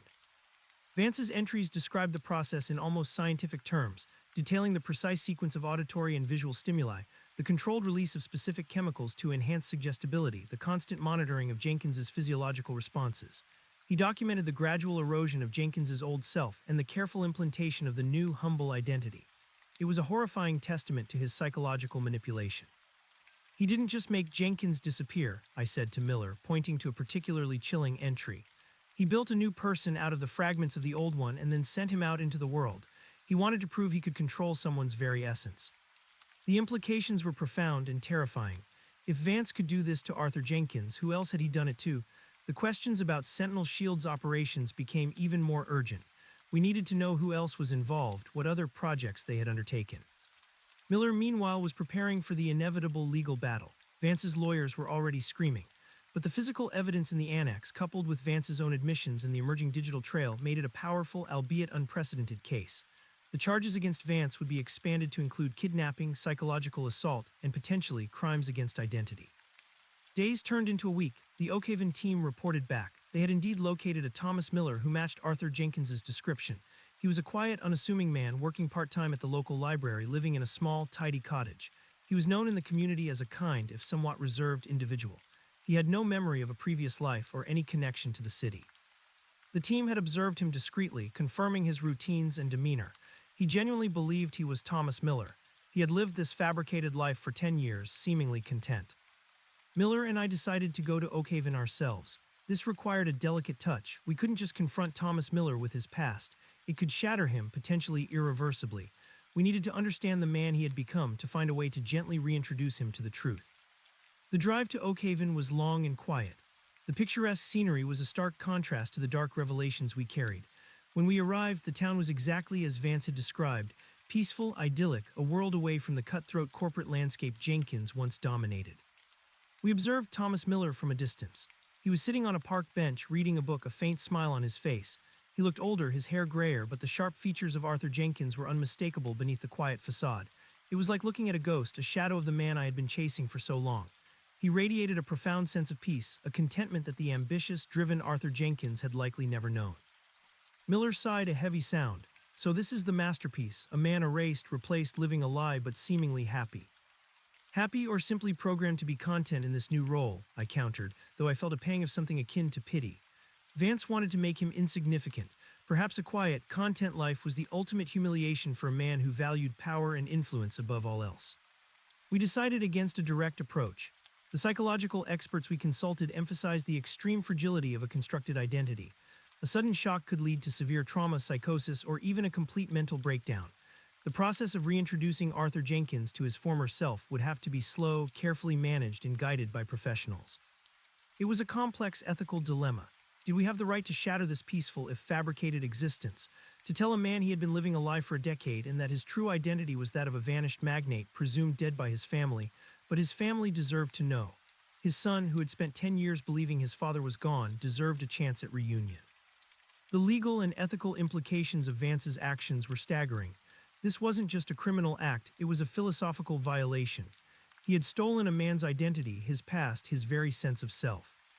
Our focus shifted again. Now it was not just about bringing Vance to justice, but about understanding the full extent of Project Chimera. If Vance had perfected this method of psychological reconditioning, who else could be a target? What other living ghosts might he have created? And what if, as he hinted, there were other layers to the true secret, layers that extended beyond Arthur Jenkins himself? We returned to the city, the image of Thomas Miller on the park bench seared into my mind. The victory of capturing Vance felt hollow, replaced by a profound sense of responsibility and a chilling awareness of how easily reality could be manipulated. Miller's office was a whirlwind of activity. The FBI had been brought in, recognizing the national security implications of Vance's technology. The West Wing Annex was now a secure federal crime scene. Sarah Jenkins, the former Sentinel Shield employee, was contacted again, this time with the full truth revealed. She was shaken but cooperative, providing additional details about Vance's inner circle and other experimental projects she'd heard whispers of. One of Sarah's leads was particularly intriguing. She mentioned a very small, secretive research arm within Sentinel Shield, separate from the Chimera project, called Nexus. This group, she said, was dedicated to predictive analytics and societal manipulation through informational warfare. Nexus, she believed, was Vance's true obsession, an attempt to control not just individuals, but entire populations through subtle, undetectable influence. She couldn't offer concrete details as it was highly compartmentalized, but the name itself resonated with Vance's grander rhetoric. Societal manipulation, Miller grumbled. Now he's a supervillain. He saw himself as a grand architect, I replied.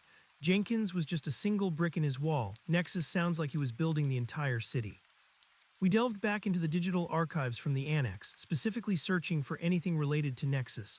It was heavily encrypted, buried deep within layers of obfuscation, but the FBI's cyber team was relentless. After several more days, they managed to crack a small portion of the Nexus files. The initial findings were alarming. Nexus wasn't about deepfakes of individuals. It was about creating narrative illusions for the public. It involved seeding false information, manipulating social media trends, and subtly influencing public opinion on a grand scale. The files contained detailed analyses of past political campaigns, economic shifts, and even social movements, all meticulously broken down to identify points of vulnerability for manipulation. One particularly disturbing file outlined a long-term plan codenamed Project Leviathan. Its objective was to orchestrate a slow, almost imperceptible shift in public trust towards a specific, unnamed corporate entity, while simultaneously eroding trust in traditional institutions. It outlined strategies for exploiting confirmation bias, creating echo chambers, and leveraging emotional responses to guide public opinion over years, not months. This was far beyond Arthur Jenkins. This was about power on an entirely different scale, a bid for ultimate control over the very fabric of society. Vance's obsession with control and unseen influence wasn't just personal, it was global. The revelation of Project Leviathan and Nexus elevated the case to an international level. Vance wasn't just a kidnapper and psychological torturer. He was a potential architect of social destabilization, a shadowy force operating in the blind spots of the digital world. His initial arrest for Arthur Jenkins now seemed almost trivial in comparison to the magnitude of his true ambition. I felt a growing sense of dread. Vance's final words to me in the interrogation room echoed in my mind. The true secret of Arthur Jenkins that is still hidden, and that, I assure you, is a riddle for another day. A riddle that begins with the missing hour, yes, but ends far beyond what you perceive. He wasn't just talking about Jenkins's new identity. He was talking about Project Leviathan. He was talking about control on a societal level, and Arthur Jenkins, as he had said, was merely a brushstroke in a much larger canvas. The true secret wasn't just about what happened to Jenkins. It was about why Jenkins was chosen, not just as a business rival, but as a crucial component, a foundational experiment for Vance's grander schemes. Jenkins was the proof of concept, the alpha test for Project Chimera's psychological manipulation, which in turn was a vital component for Nexus and Project Leviathan. If Vance could erase and rewrite one man, he believed he could do the same to a population. The puzzle was expanding, becoming infinitely more intricate and far more dangerous than I had ever imagined. Vance, even from behind bars, still held pieces of the enigma. He had set a new challenge, a new riddle, a new game. And this time the stakes were immeasurable. The world had presumed Arthur Jenkins was merely dead.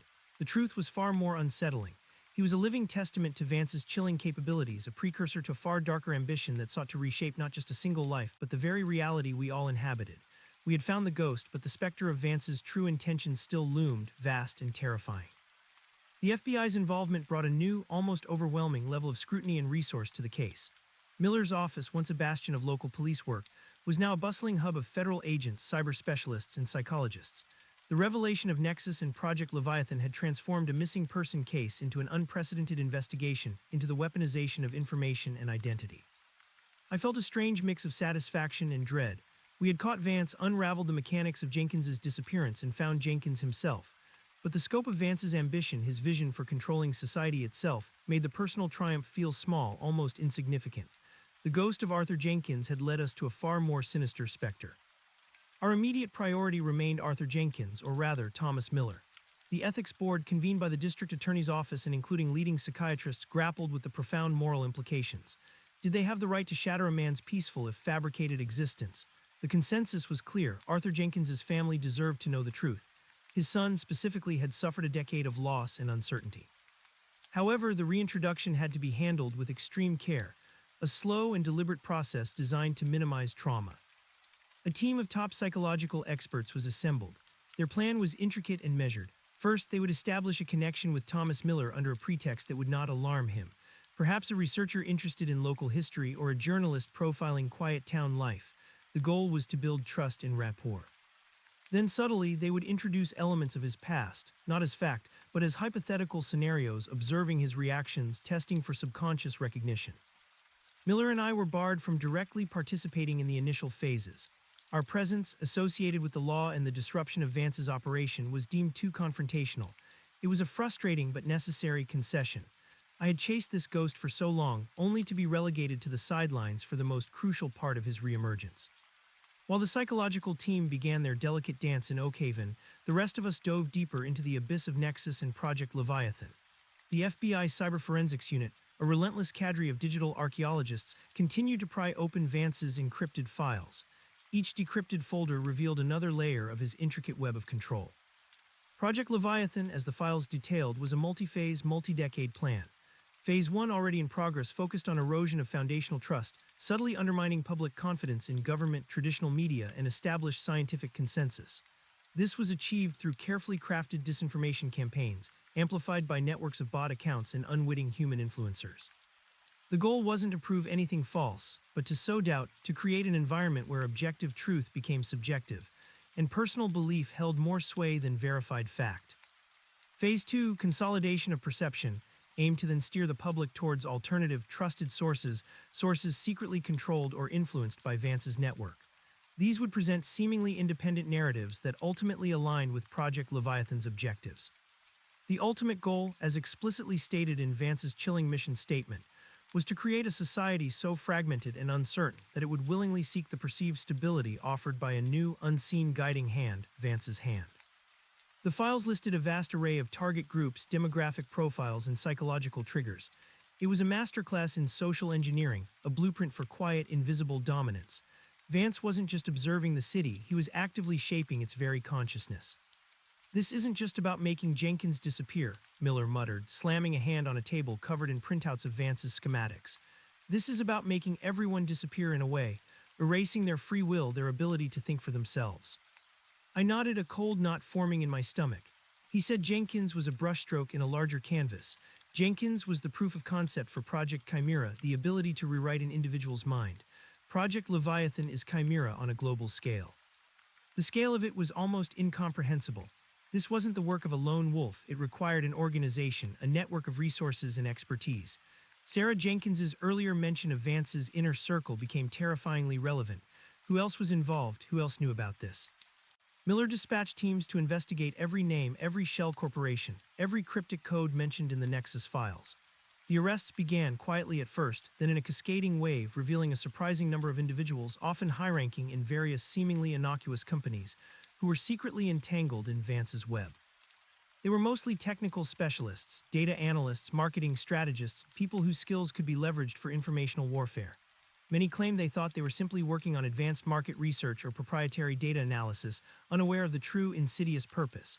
But some were clearly complicit, true believers in Vance's vision of a controlled, predictable society. One particular name surfaced repeatedly in the financial logs, the Obsidian Group. It was a vast international conglomerate with holdings in everything from technology and media to infrastructure and pharmaceuticals. Its CEO, a reclusive billionaire named Alastair Finch, was a phantom in the corporate world, rarely seen, almost never interviewed. He was known for his ruthless acquisition strategies and his almost prescient ability to invest in emerging technologies. Finch, Miller mused, looking at a company profile. He's Vance's counterpart in a way, the unseen hand behind a massive empire, a man who values control just like Vance. Could Finch be backing Leviathan? I asked, the thought sending a shiver down my spine. Funding it, leveraging his own assets for it. The Nexus files hinted at a primary benefactor who provided significant, untraceable funding, and who shared Vance's ideological conviction that society needed recalibrating. The timing of various Obsidian Group investments often coincided with specific phases of Project Leviathan, particularly those related to social media platforms and data analytics firms. The connection was circumstantial but compelling. The FBI focused heavily on the Obsidian Group, but infiltrating such a global entity was a monumental task. Finch's empire was a labyrinth of shell corporations and offshore accounts designed for maximum opacity. While the federal machine churned, I kept a close eye on the Oakhaven situation. Weeks turned into a month. The psychological team, led by Dr. Anya Sharma, reported incremental progress. They had established a comfortable rapport with Thomas Miller. He was indeed a quiet, kind man, genuinely interested in his work at the library and his garden. He spoke of a vague past, a feeling of having drifted before finding peace in Oakhaven, which the team attributed to Vance's implanted amnesia narrative. Dr. Sharma's team had begun introducing subtle triggers. They showed him old photographs of the city skyline, played classical music that Arthur Jenkins had favored, discussed business ethics hypothetically.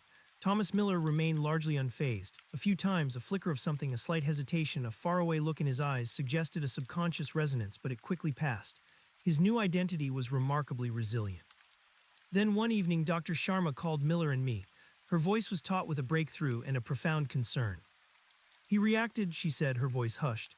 We were discussing a historical account of corporate espionage in the city's financial district. I mentioned the name Sentinel Shield in passing as a hypothetical player. He changed. How? Miller asked, leaning into the phone. His posture stiffened, his eyes narrowed almost imperceptibly. He said very quietly, Sentinel Shield, that name, it rings a hollow note. Then he immediately changed the subject, becoming agitated, almost defensive. He seemed scared, not of us, but of the memory. This was it, the first crack in Vance's masterpiece, a deep, buried memory struggling to surface. The team decided to escalate carefully. The next step was to introduce his son, David Jenkins, into the narrative, not as his son initially, but as a young man researching local history, perhaps a student doing an internship. David, now in his late 20s, had grown into a driven, serious man, still haunted by his father's disappearance. He agreed to the difficult charade, his eyes filled with a desperate hope. The meeting was arranged in Oakhaven's small community center, a seemingly casual encounter during a local history fair. David, prepped by Dr. Sharma, approached Thomas Miller, engaging him in conversation about old city archives. I watched from a discreet distance, my heart pounding. Thomas Miller greeted David politely. They spoke for several minutes about city infrastructure, the very topic that had been Jenkins's passion. Thomas Miller spoke with surprising knowledge, his insights sharp, almost analytical, a stark contrast to his usual quiet demeanor, but he attributed it to reading a lot. Then David, following Dr. Sharma's instructions, subtly let slip a detail about his own family. He mentioned his father, a prominent businessman who had vanished a decade ago, leaving a major void. He looked at Thomas Miller, searching for any sign of recognition. Thomas Miller's face went blank. He stared at David, then looked away, his jaw tightening. He said nothing for a long moment, then quietly excused himself, saying he suddenly felt unwell. He left abruptly, leaving David standing alone, a mix of disappointment and dawning understanding on his face. The team followed him discreetly. Thomas Miller walked straight to his cottage, locking the door. For the next 2 days, he didn't leave. He missed work at the library. The peaceful librarian had vanished, replaced by a man wrestling with an unseen demon. Dr. Sharma concluded that the recognition, while not conscious, was deeply disturbing. The truth was trying to break through, but it was incredibly painful.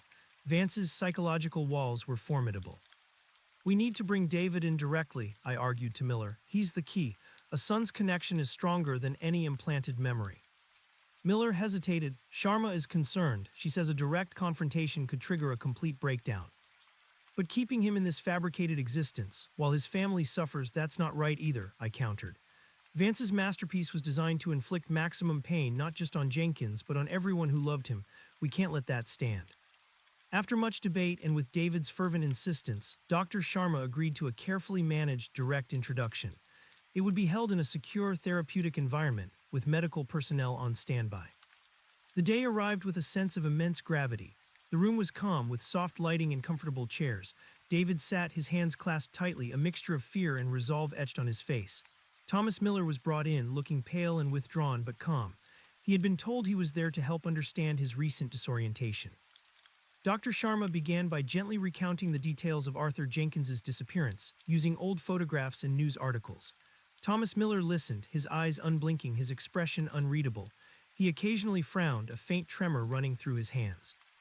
Then David spoke. "Dad," he began, his voice choked with emotion. "It's me, David, your son. You vanished 10 years ago. We thought you were dead, but you're alive, Dad. You're Arthur Jenkins." He presented old family photos. Arthur with a younger David, Arthur with his wife, smiling at a beach. Pictures that showed a man vibrant, powerful, undeniably him. Thomas Miller stared at the photos. He picked one up, his fingers tracing the outline of the familiar face. A tear slipped down his cheek. He looked at David, his eyes wide with a profound confusion, a deep, agonizing struggle. "No," he whispered, his voice trembling. "No, I'm Thomas Miller. I live in Oakhaven. I work at the library. I don't know this man. This isn't me." But the conviction in his voice was breaking. The images, the familiar face of his son, the undeniable truth staring him in the face, it was too much to simply dismiss. He clutched his head, a soft moan escaping his lips. "The missing hour," he mumbled, tears now flowing freely. "I remember a flash, a blinding light, a voice whispering, 'Your old life is gone, you are free.'" He was fragmenting. The carefully constructed identity was dissolving under the weight of an undeniable reality. Dr. Sharma moved swiftly, administering a mild sedative to calm him, to prevent a full psychotic break. Arthur Jenkins collapsed into the chair, weeping uncontrollably. It was a heart-wrenching sight. The man was alive, but his mind was a battleground. Vance's masterpiece, the psychological erasure, was proving incredibly difficult to undo. David rushed to his side, holding his father's hand, tears streaming down his own face. The journey back was far from over. This was just the beginning of Arthur Jenkins's long, arduous path to reclaiming his identity. It would require years of therapy, memory reconstruction, and the unwavering support of his family. While Arthur Jenkins began his slow recovery, the investigation into Nexus and Project Leviathan intensified. The arrests expanded beyond Sentinel Shield, reaching into various corporations, think tanks, and even government contractors who had unknowingly or knowingly facilitated Vance's data acquisition and dissemination campaigns. The scale of the networked influence operation, as the FBI now called it, was staggering. Vance had weaponized information on an unprecedented scale, using psychological vulnerabilities in the digital age to subtly reshape public discourse. He had exploited every human bias, every echo chamber, every algorithm to his advantage. One particular discovery shocked us all: the extent of data collection. Vance hadn't just used publicly available information. He had cultivated a network of data brokers, ostensibly legitimate companies that collected vast amounts of personal data, from online browsing habits and purchasing patterns to social media interactions and even biometric data, often through innocuous-looking apps or loyalty programs. This data was then fed into Leviathan's predictive models. allowing Vance to target individuals and groups with surgical precision, tailoring disinformation to maximize its impact. And at the very top of this pyramid of data acquisition and influence, the name of Alastair Finch and the Obsidian Group continued to loom large. The FBI now had enough circumstantial evidence to begin a serious inquiry into Finch's role. His numerous tech acquisitions, his investments in data analytics, his reclusive nature, it all fit the profile of a man who would silently back such a colossal, unseen operation. The evidence suggested that Finch wasn't just a financial backer. He might have been a co-architect or perhaps even the true mastermind, with Vance as his brilliant, ruthless executor. Vance's journals, though filled with his own self-congratulatory rhetoric, occasionally alluded to a silent partner who provided strategic guidance and unlimited resources. Vance even referred to this partner as the Architect of Shadows, a title that perfectly suited Alastair Finch. Miller and I were now embedded with the FBI's task force, working day and night. The world of street-level detective work and private investigations seemed quaint compared to the global conspiracy we were now unraveling. I found myself continually thinking back to Vance's words, the true secret of Arthur Jenkins that is still hidden, and that, I assure you, is a riddle for another day. A riddle that begins with the missing hour, yes, but ends far beyond what you perceive. The missing hour had led us to Jenkins's psychological reconditioning. The far beyond what you perceive clearly referred to Nexus and Project Leviathan. But what was the true secret? Vance had confessed to everything, seemingly with a perverse pride, yet that phrase still gnawed at me. Was there yet another layer, even beyond Finch and Leviathan? The FBI's deep dive into Vance's Nexus files uncovered a highly encrypted self-deleting log buried within a subdirectory titled Project Nightingale. It was a ghost file designed to leave no trace, but the cyber team, with their advanced tools, managed to retrieve fragments. The fragments were unsettling. They contained references to human trials, not for psychological reconditioning like Chimera, but for something far more invasive. Neurological interfacing, direct cortical stimulation, memory implantation without external triggers. The language was dense with scientific jargon, but the implications were clear. Vance was experimenting with direct brain manipulation, not just through suggestion, but through technology. This wasn't just about changing someone's mind. It was about directly controlling it, rewriting it at a fundamental level. Project Chimera, with its psychoactive compounds and sensory deprivation, was a primitive precursor. Project Nightingale was the ultimate goal, complete, undetectable control over human thought and memory. And the files hinted that Arthur Jenkins, Subject AJ, wasn't just a target for Chimera. He had been, in some capacity, involved in Nightingale as well. My blood ran cold. Had Vance done something more to Arthur Jenkins during that missing hour than just psychological reconditioning? Had he used Jenkins as an early, covert test subject for Nightingale? I immediately brought this to Miller's attention. He looked at the retrieved fragments, his face grim. Direct brain manipulation, Thorne, this is science fiction, but after everything else, I'm starting to believe Vance is capable of anything. Dr. Sharma, when consulted about the Nightingale fragments, was horrified. If this is true, then Arthur Jenkins's recovery could be far more complicated than we imagined. There could be implants, neural pathways that have been fundamentally altered. It could explain why his current identity is so resilient, why a simple re-exposure to his past is not enough to break through completely. This revelation added a terrifying new dimension to Arthur Jenkins's predicament. He wasn't just a victim of psychological abuse, he might be a victim of advanced neurotechnology. The subtle tremors, the fleeting moments of agitation, could these be signs of a deeper neurological conflict within his mind? The FBI prioritized the search for any physical evidence related to Project Nightingale within Vance's hidden facility. They meticulously re-examined every inch of the neurological recalibration suite, using ground-penetrating radar and microscopic analysis.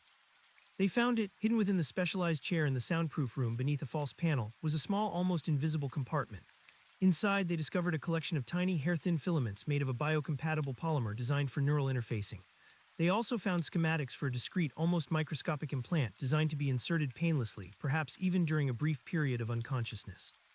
The schematics detailed its function: to create and reinforce specific neural pathways, to suppress existing memories, and to trigger new ones. And in Vance's personal, encrypted hard drive, the cyber team found the final, chilling piece of the puzzle: a detailed surgical log for Subject AJ dated 10 years ago. It described the precise, minimally invasive insertion of a neural implant during the missing hour after Jenkins had been sedated. The purpose: to ensure the permanence of his new identity and to allow for remote updates or reinforcement of his psychological state. Arthur Jenkins was not just brainwashed, he was, in a very real sense, remotely controlled. Vance hadn't just made him a ghost, he had made him a puppet. Remote updates, Miller whispered, his face pale. He could have been subtly influencing Jenkins for 10 years, ensuring he stayed Thomas Miller, ensuring his contentment, ensuring he never broke free. The true secret was finally laid bare. It wasn't just the illusion of disappearance or the psychological reconditioning. It was the physical tether, the neurological control that made Jenkins the ultimate proof of concept for Vance's grandest ambition: direct, invisible control over the human mind. Arthur Jenkins was the prototype for Project Nightingale, which was likely intended to be integrated with Nexus and Leviathan, creating a society of controlled, unwitting participants. This knowledge was almost unbearable. Arthur Jenkins wasn't just living a lie, he was living a controlled simulation of a life, and that tiny implant, perhaps still nestled within his brain, was the key to his continued subjugation. The implications for Arthur Jenkins's recovery became far more complex. It wasn't just about therapy, it was about potential surgery, about removing a foreign object from his brain, and then dealing with the neurological and psychological aftermath. The trauma he was experiencing now was only the beginning. The FBI immediately moved to secure all Nightingale-related research, fearing its potential for weaponization. The hunt for Alastair Finch became an international manhunt, no longer just for a shadowy financier, but for a potential co-conspirator in crimes against humanity. I visited Arthur Jenkins in the secure medical facility where he was undergoing intensive care. He was heavily sedated, his face still etched with the pain of fragmentation. David sat by his bedside, a somber, protective presence. "He said a riddle," I murmured to David, looking at his father's still form. "A riddle for another day. I think we just solved it, David. Your father wasn't just a victim of revenge, he was a foundational experiment, the first step in Vance's plan to control us all." David looked at me, his eyes wide and haunted. "He used my dad to build a future where no one is free." I nodded slowly. "That's what it looks like. Your father was the ghost, the proof of concept, and Vance thought he had truly mastered the unseen." The irony was bitter. Vance, the master of unseen influence, had meticulously documented his work, creating the very trail that led to his undoing. His arrogance, his desire for a legacy, had been his downfall, but the legacy he sought to leave was far more terrifying than a simple murder. It was a blueprint for a dystopian future, a world where reality itself was a controlled illusion. Our task was now not just to reverse what had been done to Arthur Jenkins, but to dismantle Vance's entire apparatus, to ensure Project Nightingale and Project Leviathan never reached their full, horrifying potential. The game had truly escalated, from a private investigator's first case to a battle for the very nature of human autonomy. The final act was just beginning. The full reckoning of Elias Vance's twisted vision, and the true extent of Alastair Finch's involvement, still lay ahead. The battle for Arthur Jenkins's mind, now understood to be entangled with a neurological implant, became the somber centerpiece of the initial phase. Dr. Sharma, with the full backing of the FBI and a team of neurosurgeons, faced an unprecedented challenge. The implant, while tiny, was sophisticated, nestled deep within his prefrontal cortex, a region critical for personality and decision-making. Removing it was risky. It could cause permanent damage, erase more memories, or even prove fatal. Yet leaving it in was unthinkable. It represented a continued vulnerability, a leash Vance could theoretically tug at, even from his jail cell. David, a constant vigil at his father's side, insisted on the surgery. "We can't leave him like this," he'd pleaded, his voice hoarse from stress. "He deserves to be truly free, truly himself, whatever that means now." The ethical board agonized but ultimately agreed. The potential for Vance to exert ongoing, subtle control over Arthur Jenkins was too great a threat, not just to Jenkins but as a chilling precedent. Preparations for the delicate neurosurgery began. This wasn't just about healing a patient, it was about reclaiming a mind, a soul, from the clutches of a technological tyrant. While Arthur Jenkins lay recovering, the global manhunt for Alastair Finch intensified. The FBI's international network, bolstered by the grave implications of Project Leviathan, spun into action. Finch, however, proved as elusive as the shadows he was said to command. His digital footprint was meticulously scrubbed, his physical presence almost non-existent. The Obsidian Group, a sprawling, opaque entity, acted as a nearly impenetrable shield. Every lead seemed to vanish into a labyrinth of shell companies, encrypted servers, and offshore safe houses. Finch moved like a ghost, an echo of Vance's own mastery of disappearance, but on a grander, more protected scale. He was the invisible hand guiding global markets, shaping political discourse, all while remaining an enigma. Miller, now fully immersed in the federal task force, grew increasingly frustrated. "He's everywhere and nowhere," he'd grumble, mirroring my earlier descriptions of Vance. "The man doesn't even seem to have a home address that stays put for more than a month." I focused on the psychological aspect of Finch, drawing parallels with Vance. Both men were driven by an extreme need for control, a disdain for perceived societal chaos, and a belief in their own superior intellect. Vance saw himself as an artist of illusion, Finch, I suspected, saw himself as a societal architect, using Vance's tools to build his vision. If Finch is anything like Vance, I suggested to Miller during one late-night strategy session, he'll have left a trace, a signature, not a body but an idea, a manifesto perhaps, or a philosophical underpinning to his actions. We delved back into the Obsidian Group's public-facing materials, which were largely bland and corporate, but also into any obscure interviews Finch had given decades ago, or academic papers he might have penned before disappearing into corporate anonymity. It was a long shot, but sometimes the seeds of grand ambition are planted early. Concurrently, the task of dismantling Vance's network continued. The arrests expanded, reaching deeper into the unsuspecting infrastructure of society. Data brokers, algorithms engineers, social media strategists, individuals who thought they were working on cutting-edge marketing or predictive trends were suddenly confronted with the true, insidious purpose of their work. Many were genuinely horrified. Others, a smaller, more committed cadre, proved to be ideological sympathizers, believing in the necessity of Vance's societal recalibration. The psychological impact of Project Leviathan's revelations on the public was carefully managed. The FBI and other intelligence agencies recognized the danger of causing mass panic, or ironically, further eroding public trust if the full scope of the information warfare was immediately revealed. The strategy was to dismantle the network quietly, methodically, while preparing a controlled, measured public announcement about the dangers of digital manipulation. 2 weeks after his first breakdown, Arthur Jenkins underwent surgery. It was a tense, agonizing 8-hour procedure. David sat outside the operating room, his face pale and drawn, every minute stretching into an eternity. Miller and I waited with him, a silent show of support. When Dr. Sharma finally emerged, her eyes were tired but held a flicker of triumph. "It's out," she announced, holding up a tiny, almost imperceptible filament in a sterile Petri dish. "Clean extraction, no apparent damage." A collective sigh of relief filled the waiting room. David buried his face in his hands, tears of exhaustion and hope finally escaping. The recovery was slow and arduous. The implant had not only reinforced the Thomas Miller persona, but had also suppressed vast swathes of Arthur Jenkins's original memories. With the physical tether gone, the psychological therapy could now focus on rebuilding, on reawakening the dormant identity. Dr. Sharma initiated a painstaking process of memory retrieval and emotional processing. David became an indispensable part of this, sharing stories, showing more family photos, playing old home videos. Gradually, painfully, fragments of Arthur Jenkins's true self began to surface. He would have moments of lucid recognition, followed by periods of profound confusion, then raw, overwhelming grief for the lost decade. It was like watching a man piece together a shattered mirror, reflection by reflection. "He remembers things, Thorne," David told me one day, his voice filled with both wonder and sorrow. "Little things at first, a specific type of coffee I used to make him, the way his favorite fountain pen felt in his hand, then bigger things, business deals, competitors, and then the anger starts to come through, the anger at what Vance did." This anger, Dr. Sharma explained, was a positive sign. It was the Arthur Jenkins persona, the strong, driven man fighting his way back to the surface. But it was a fragile reemergence, requiring constant care and reassurance. The public reveal of his survival and the circumstances of his disappearance would have to wait until he was strong enough. Meanwhile, my deep dive into Alastair Finch's past yielded a peculiar finding. In an obscure online archive, I unearthed an old university debate transcript from nearly 40 years ago. Finch, then a brilliant but socially awkward philosophy student, had argued passionately for the concept of benevolent societal engineering. He contended that humanity, left to its own chaotic devices, was inherently self-destructive.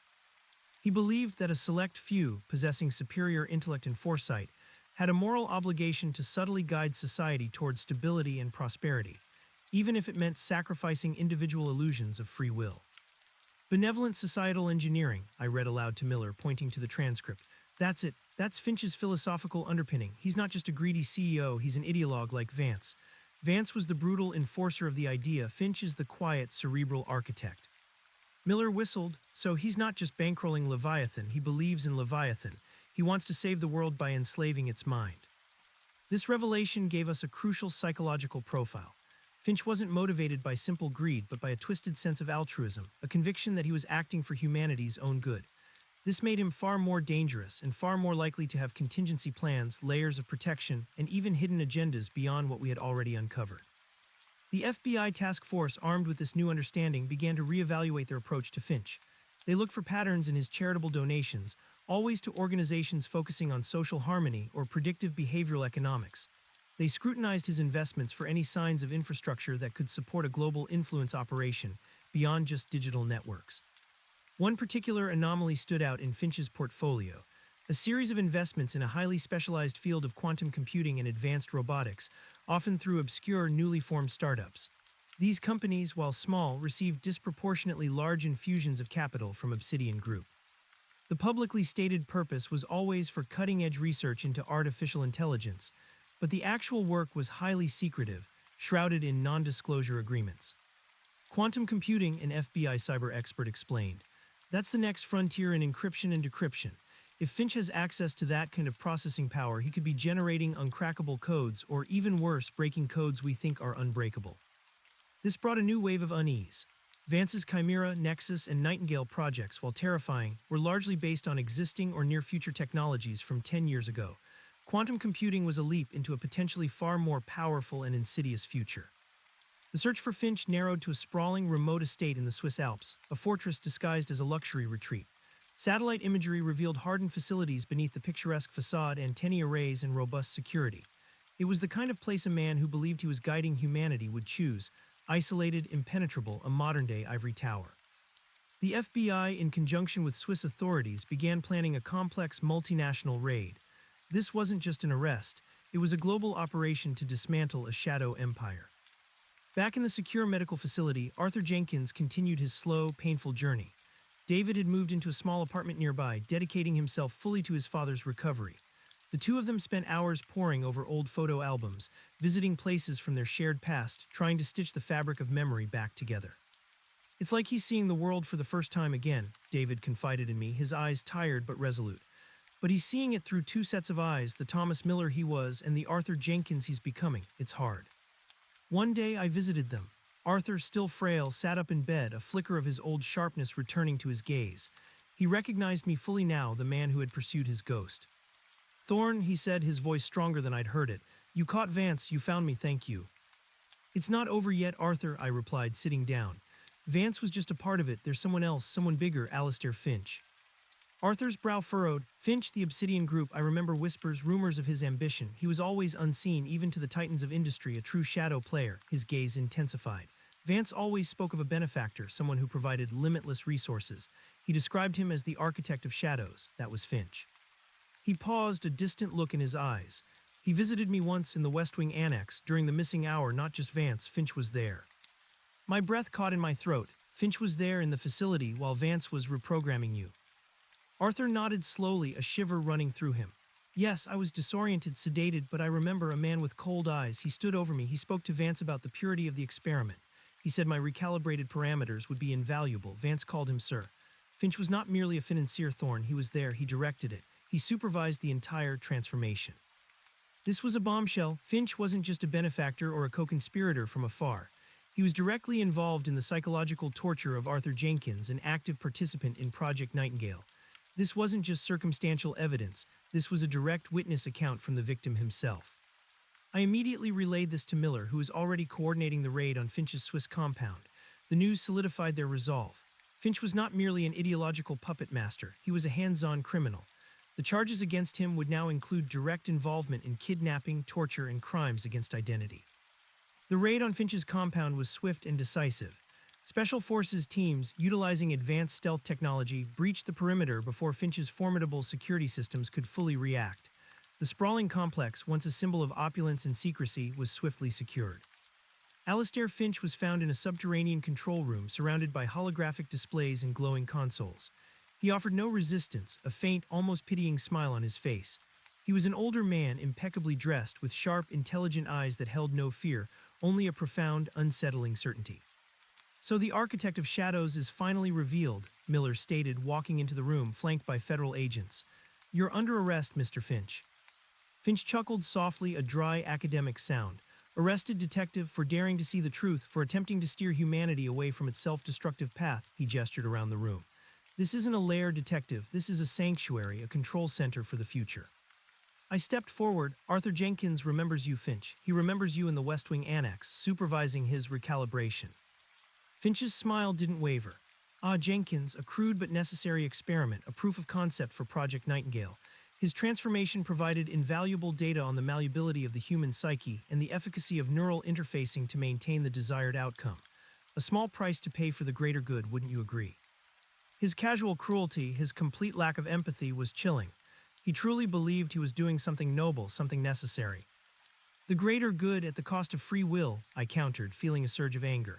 You wanted to turn us all into Thomas Millers, into puppets. Finch sighed, a gesture of intellectual weariness. Puppets, Mr. Thorne, are predictable, and predictability is peace. Is it not better to guide a population towards harmony than to allow them to stumble blindly into conflict, poverty, and environmental collapse? The illusion of choice is sufficient so long as the right choices are made. He turned to a large holographic display that flickered with complex data streams, charting global trends, public sentiment, and predictive models. Project Leviathan was simply the first step, the groundwork, the conditioning of the global consciousness. Nightingale, however, he tapped a console and a new holographic image materialized, a detailed three-dimensional model of the human brain crisscrossed with delicate, glowing neural pathways. Nightingale was the refinement, the ability to directly sculpt thought, memory, and belief, to ensure permanent, undetectable guidance. And what was your ultimate plan, Finch? Miller pressed. To create a global utopia controlled by you. Finch finally looked at us, his cold eyes gleaming.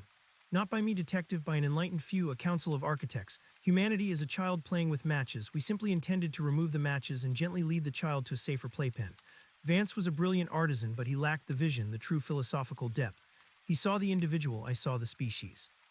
He gestured to another part of his control room, where several advanced quantum computers hummed softly. These systems were poised to launch Phase 3 of Leviathan, the full integration of Nightingale technology into global informational networks. Imagine, Mr. Thorne, a world where disinformation simply cannot take root because the underlying neural pathways for critical thought are gently, subtly reinforced towards truth, towards harmony, towards the collective good. A world where destructive ideologies are simply less appealing. Or a world where your version of truth and harmony is the only one allowed, I retorted. A global prison of the mind. Finch merely smiled. Perception, Mr. Thorne, it's always about perception. We offer peace, stability, prosperity. If the price is a slight adjustment to one's internal monologue, a subtle shift in one's deeply held beliefs, is that not a worthy trade? His calm, detached demeanor was more terrifying than Vance's overt madness. Vance was a mad scientist driven by personal revenge and intellectual pride. Finch was a messianic figure, driven by a grandiose, benevolent vision of global control. As Finch was led away, the FBI began to systematically dismantle his operation. The quantum computers, the advanced robotics, the vast data centers, all part of the Obsidian Group's hidden infrastructure, were seized. The full extent of Project Nightingale's potential and the chilling proximity to its global deployment became terrifyingly clear. Finch wasn't just experimenting on individuals, he was preparing to re-engineer humanity itself. The implications were staggering. Project Leviathan wasn't just about influencing public opinion. It was about creating the psychological conditions for Project Nightingale to be accepted, perhaps even welcomed, by a global populace desperate for order. The erosion of foundational trust, the creation of echo chambers, it was all designed to make people want a guiding hand, to make them vulnerable to the subtle neurological adjustments Finch envisioned. Back in the city, Arthur Jenkins continued his slow, painful journey. With Finch's arrest and the full scope of Project Nightingale now revealed, the process of recovery became even more complex. Dr. Sharma's team had to meticulously analyze the retrieved implant, understanding its precise mechanisms to anticipate any long-term neurological or psychological effects. David, ever vigilant, noticed subtle changes in his father. Sometimes Arthur would speak with an unexpected calm, a strange detachment, especially when discussing the darkest parts of his experience. Dr. Sharma theorized that the implant might have left residual effects, a ghost in the machine that continued to influence his emotional responses even after its removal. He's getting his memories back, David told me, but sometimes it's like he's watching a movie of his own life, not really feeling it. He talks about Vance and Finch and what they did with this almost academic tone, like a detached observer. This new layer of complexity added a sobering note to the apparent victory. Even with the physical implant gone, the damage to Arthur Jenkins's mind, the fundamental violation of his identity, might be more profound and lasting than anyone had anticipated. Vance and Finch had not merely stolen a decade of his life. They had potentially altered the very way he processed reality. The global community reeled from the revelations. Governments scrambled to assess the damage from Project Leviathan and to implement safeguards against similar unseen threats. The concept of informational warfare became a chilling reality, sparking widespread public debate about data privacy, social media ethics, and the very nature of truth in a digital age. The story of Arthur Jenkins, once a mere missing person case, had now become a chilling parable for the 21st century. His individual tragedy had unveiled a global conspiracy, a profound threat to human autonomy. He was not just a victim, he was a living testament to the dark potential of technology and unchecked ambition. I visited Arthur again. He was sitting in a sunlit room reading a business journal. He looked up, a familiar though tempered light in his eyes. "Thorn," he said, extending a hand. "Sit, I've been thinking." "About Finch." "About everything," he replied. Vance Finch, Chimera, Nightingale, Leviathan, they believed they were offering a solution, a better world controlled, but they overlooked one thing. He tapped the business journal.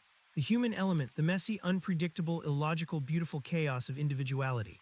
They tried to erase it, to control it, to simplify it, but it always finds a way to break through. My memory, your persistence, David's love, these are the variables they couldn't account for. He smiled faintly, a sad, knowing smile. "I am Arthur Jenkins, and I am Thomas Miller, both and neither. They broke me, Thorn, but they didn't erase me, not entirely." His recovery and the world's reckoning with the architect of shadows was far from complete. The global ramifications of Finch's and Vance's schemes would reverberate for years, redefining the battle for truth and autonomy in the digital age. The curtain had fallen on the first act of their exposure, but the true consequences, the long shadow of their ambitions, were only just beginning to cast themselves across the world. The fight for human nature itself was just beginning. The arrest of Alastair Finch in his Alpine sanctuary marked a turning point, not an ending. The immediate aftermath was a whirlwind of activity, a global effort to unravel and dismantle the vast, insidious network he and Vance had constructed. The FBI, working with international intelligence agencies, faced a monumental task. The Obsidian Group, once a faceless titan of industry, was now revealed as the central nervous system of a global surveillance and influence operation. Its assets were frozen, its subsidiaries investigated, and its employees, from the unassuming data analysts to the highest-ranking executives, were brought in for questioning. Many claimed ignorance, genuinely believing they were working for cutting-edge market research firms or benevolent AI development companies. Their shock was palpable, their faces mirroring the public's own slow-dawning horror. Others, however, were complicit, true believers in Finch's twisted vision of a controlled peace. These individuals, often cloaked in respectable professions, were now exposed as ideological soldiers in a war against human autonomy. The quantum computing facilities and advanced robotics labs found at Finch's compound were secured and meticulously analyzed. The technology within them was generations ahead of anything publicly known, pushing the boundaries of what was considered possible. Experts from around the world were brought in, their expressions a mix of awe and dread as they cataloged the potential for unprecedented data processing, unbreakable encryption, and most terrifyingly, sophisticated AI systems designed for predictive behavioral modification on a societal scale. Finch hadn't just imagined a world without free will, he had nearly built the infrastructure for it. Miller, now a lead figure in the international task force, was a man perpetually on edge. The sheer scale of what they were uncovering seemed to weigh on him. "It's like pulling threads from a sweater," he'd said to me late one night in the makeshift command center set up in Washington, D.C. "You think you found the end, but it just unravels further, revealing more and more of the weave. How many other Finches are out there? How many other Leviathans are already active, under different names?" His concern was valid. The dismantling of Leviathan and Nightingale was not just about arresting the architects, it was about inoculating society against future similar threats. This meant not just cutting off the head of the snake, but understanding its very anatomy. I found myself oscillating between the high-stakes global investigation and the quiet, intensely personal battle for Arthur Jenkins's mind. He remained in the secure medical facility, his recovery a slow, painstaking process. David was still a constant presence, his unwavering devotion a beacon in the shifting landscape of his father's identity. Dr. Sharma continued to guide Arthur through memory retrieval, patiently coaxing fragments of his past to the surface. The removal of the implant had been crucial, but the neural pathways it had reinforced, the decade of carefully constructed amnesia, left a deep imprint. Arthur Jenkins was no longer Thomas Miller, but he wasn't entirely the Arthur Jenkins of old either. "It's a reintegration, not a simple restoration," Dr. Sharma explained to me during one of my visits. "He has two sets of memories, two deeply ingrained identities battling for supremacy. We're working to weave them together to create a cohesive narrative for him, but it's an immense psychological burden. The residual effects of the implant, the ghost in the machine as David calls it, are also a factor. He sometimes lapses into a detached, almost academic analysis of his own trauma, as if observing someone else's suffering. I saw it myself. Arthur on occasion would discuss Vance's methods or Finch's ideology with an unsettling calm, using terms like neurological efficiency or psychosocial conditioning to describe his own torment. It was a coping mechanism, perhaps a way to intellectualize the unimaginable violation he'd endured, but it also hinted at a fundamental shift in his emotional processing. The vibrant, fiery businessman I'd seen in old photos was still fighting to fully emerge from the quiet, contemplative librarian. One afternoon, I sat with Arthur and David in the facility's garden, a tranquil space designed to aid healing. Arthur was looking at a patch of wildflowers, a small smile playing on his lips. "Thomas loved these," he murmured, almost to himself. He knew all their names. Arthur would have seen them as a distraction from quarterly reports. He chuckled, a dry, slightly melancholic sound. Funny, isn't it? How two men can inhabit the same skin and see the world so differently. David squeezed his father's arm. You're Arthur, Dad, and Thomas was a part of you, now you're both. Arthur nodded slowly. Yes, I think so. It's exhausting to be both, to feel the echoes of both lives. Sometimes I miss the simplicity of Thomas Miller. No grand responsibilities, no corporate battles, just books and quiet days. But then I remember David and your mother and the life I had, the real life, and the anger returns, the anger that Vance and Finch tried to steal it all. It was clear his journey was far from over. Arthur Jenkins was a living testament to the human spirit's resilience, but also to the profound, lasting scars of such a violation. His reintegration into the world would be a delicate act, not just for his own sanity, but for how the public perceived such an unprecedented crime. The public, still largely unaware of the full scope of Project Leviathan, was slowly being introduced to the concept of weaponized information. Governments worldwide, now unified in their condemnation of Finch and Vance, began a concerted effort to educate citizens about deepfakes, bot networks, and psychological manipulation online. It was a careful tightrope walk, informing without inciting panic, educating without eroding all trust. Journalists, many of whom had unknowingly been conduits for Leviathan's narratives, scrambled to understand the unseen forces at play. Investigative pieces began to emerge, tentatively outlining the sophisticated methods used to shape public opinion, often using Finch's Obsidian Group as a veiled example. The phrase truth decay entered the lexicon, a somber acknowledgement of the vulnerability of objective reality in the digital age. Meanwhile, Finch himself, held in a maximum security federal facility, remained unrepentant. I visited him once, authorized by Miller, curious to understand the man behind such a grand, terrible vision. He sat across from me in a stark interrogation room, his hands clasped neatly on the table, his eyes still sharp, still cold. Mr. Thorne, he greeted, a faint, almost pitying smile on his lips. I presume you wish to understand the madness of my ambition. I want to understand your reasoning, Mr. Finch, I corrected. How you could justify such a profound violation of human rights. He chuckled, a dry, intellectual sound. Human rights as you define them are a luxury, Mr. Thorne, a beautiful, fragile ideal that humanity, left to its own devices, will inevitably shatter. Look at history. Conflict, famine, ecological collapse, endless cycles of violence born from ignorance and tribalism. My ambition was not madness, it was pragmatism, a desperate, necessary intervention. He leaned forward slightly. Arthur Jenkins was a necessary sacrifice, a test subject, yes, but one whose data helped us refine Nightingale. Imagine a world where the neural pathways for xenophobia or radicalization simply don't form because they are subtly, imperceptibly suppressed. A world where empathy and cooperation are gently reinforced. Is that not a preferable reality to the one we inhabit? At the cost of free will, Mr. Finch, I reiterated, at the cost of what it means to be human. An illusion, Mr. Thorne, he dismissed with a wave of his hand. The illusion of choice is enough. Most people prefer to be guided even if they don't realize it. They seek comfort, stability, predictability. Leviathan was designed to offer them that, to make them receptive to Nightingale, to make them want to be gently led. And who decides what is truth, Mr. Finch? Who decides what constitutes the right choices?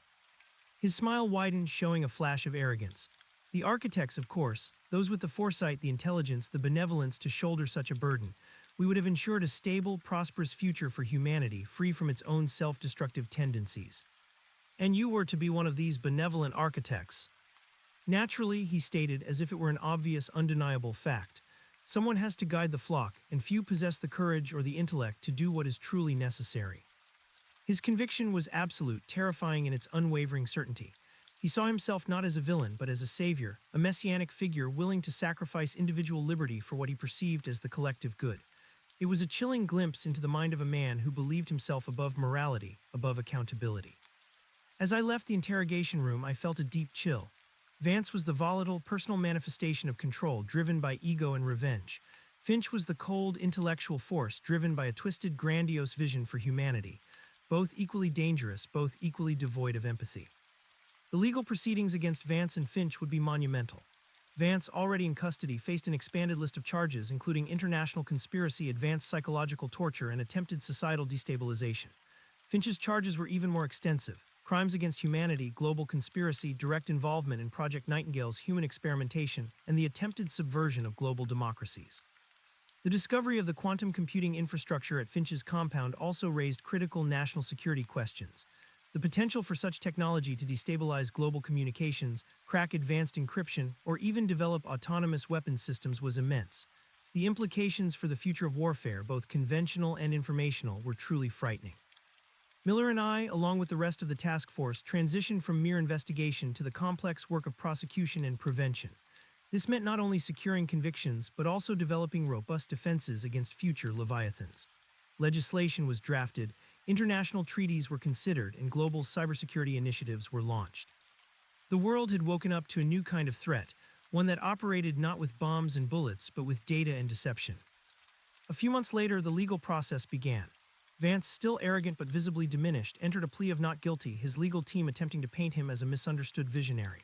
Finch, conversely, maintained his chilling composure, his legal strategy seemingly aimed at arguing the philosophical necessity of his actions, rather than denying them. He believed history would ultimately vindicate him. The trial of Elias Vance, followed by Alastair Finch, promised to be the most significant legal battle of the decade, perhaps the century. It would be a battle not just over their guilt, but over the very definition of truth, free will, and the future of human society in a hyperconnected world. Arthur Jenkins, meanwhile, continued his recovery. The decision was made to gradually reintroduce him to the public, carefully managing the narrative to protect him and inform society. David was instrumental in this, sharing his father's story not just as a victim, but as a survivor, a symbol of resilience against unseen manipulation. The public reaction was profound. The story of Arthur Jenkins, the ghost who walked among them, became a powerful warning. It sparked outrage, fear, and a global conversation about digital ethics. People began to question every news headline, every social media trend, every algorithm. The fight for human nature, as Arthur had called it, was now unfolding on a global stage. I often thought back to Vance's final words to me in the interrogation room. The true secret of Arthur Jenkins that is still hidden, and that, I assure you, is a riddle for another day. A riddle that begins with the missing hour, yes, but ends far beyond what you perceive. We had solved the riddle, or so we thought. The missing hour had led to the psychological reconditioning, then to Project Nightingale and the implant, and finally to Project Leviathan and Finch. We had uncovered the true secret of what Vance and Finch had done.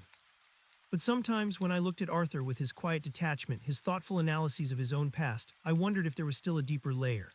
A hidden consequence that even Finch, in his supreme arrogance, hadn't fully anticipated.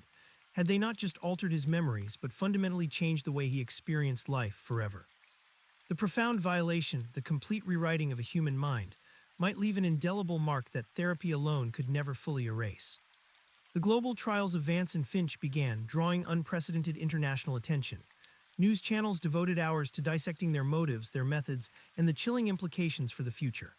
Expert witnesses from psychology, cybersecurity, and philosophy testified, painting a stark picture of a world teetering on the brink of an invisible authoritarianism. Arthur Jenkins, now stronger but still carrying the weight of two lives, prepared to testify. His testimony would be the linchpin, the human face of the atrocities committed. He would speak not just for himself, but for every unwitting participant in Project Leviathan, for every future target of Project Nightingale. The world held its breath, ready to face the architects of its own potential undoing. The courtrooms became the new battlegrounds, and the weaponized truth, once a tool of manipulation, was now the only defense. The trials were a spectacle, a stark demonstration of the depths of human ambition and the resilience of the human spirit. Elias Vance, initially defiant, crumbled under the weight of irrefutable evidence and the sheer horror of his creations. His legal team's attempts to portray him as a misunderstood visionary faltered as expert testimony painted a picture of calculated cruelty and profound disregard for individual autonomy. He was found guilty on all major counts, his once proud gaze now hollow, his legacy cemented as a perpetrator of crimes against identity. Alastair Finch's trial, however, was a different beast. He remained composed, almost serene throughout the proceedings. His defense was less about denying facts and more about a philosophical justification for his actions. He spoke eloquently, chillingly about the greater good, about humanity's inherent flaws and the necessity of a guiding hand. He painted himself as a tragic hero, burdened by foresight, willing to sacrifice his own freedom for humanity's salvation. His arguments, while twisted, resonated with a disturbing logic in a world increasingly grappling with chaos and misinformation. Yet the brutal facts of Project Nightingale, the direct human experimentation, and Arthur Jenkins's compelling, heart-wrenching testimony cut through his intellectual veneer. The jury, after intense deliberation, saw through the benevolent facade to the authoritarian core. Finch, too, was found guilty, his vision of a controlled utopia deemed a global prison. The sentencing for both men was severe, reflecting the unprecedented nature and scale of their crimes. They would spend the rest of their lives in high-security facilities, their access to technology and the outside world meticulously controlled.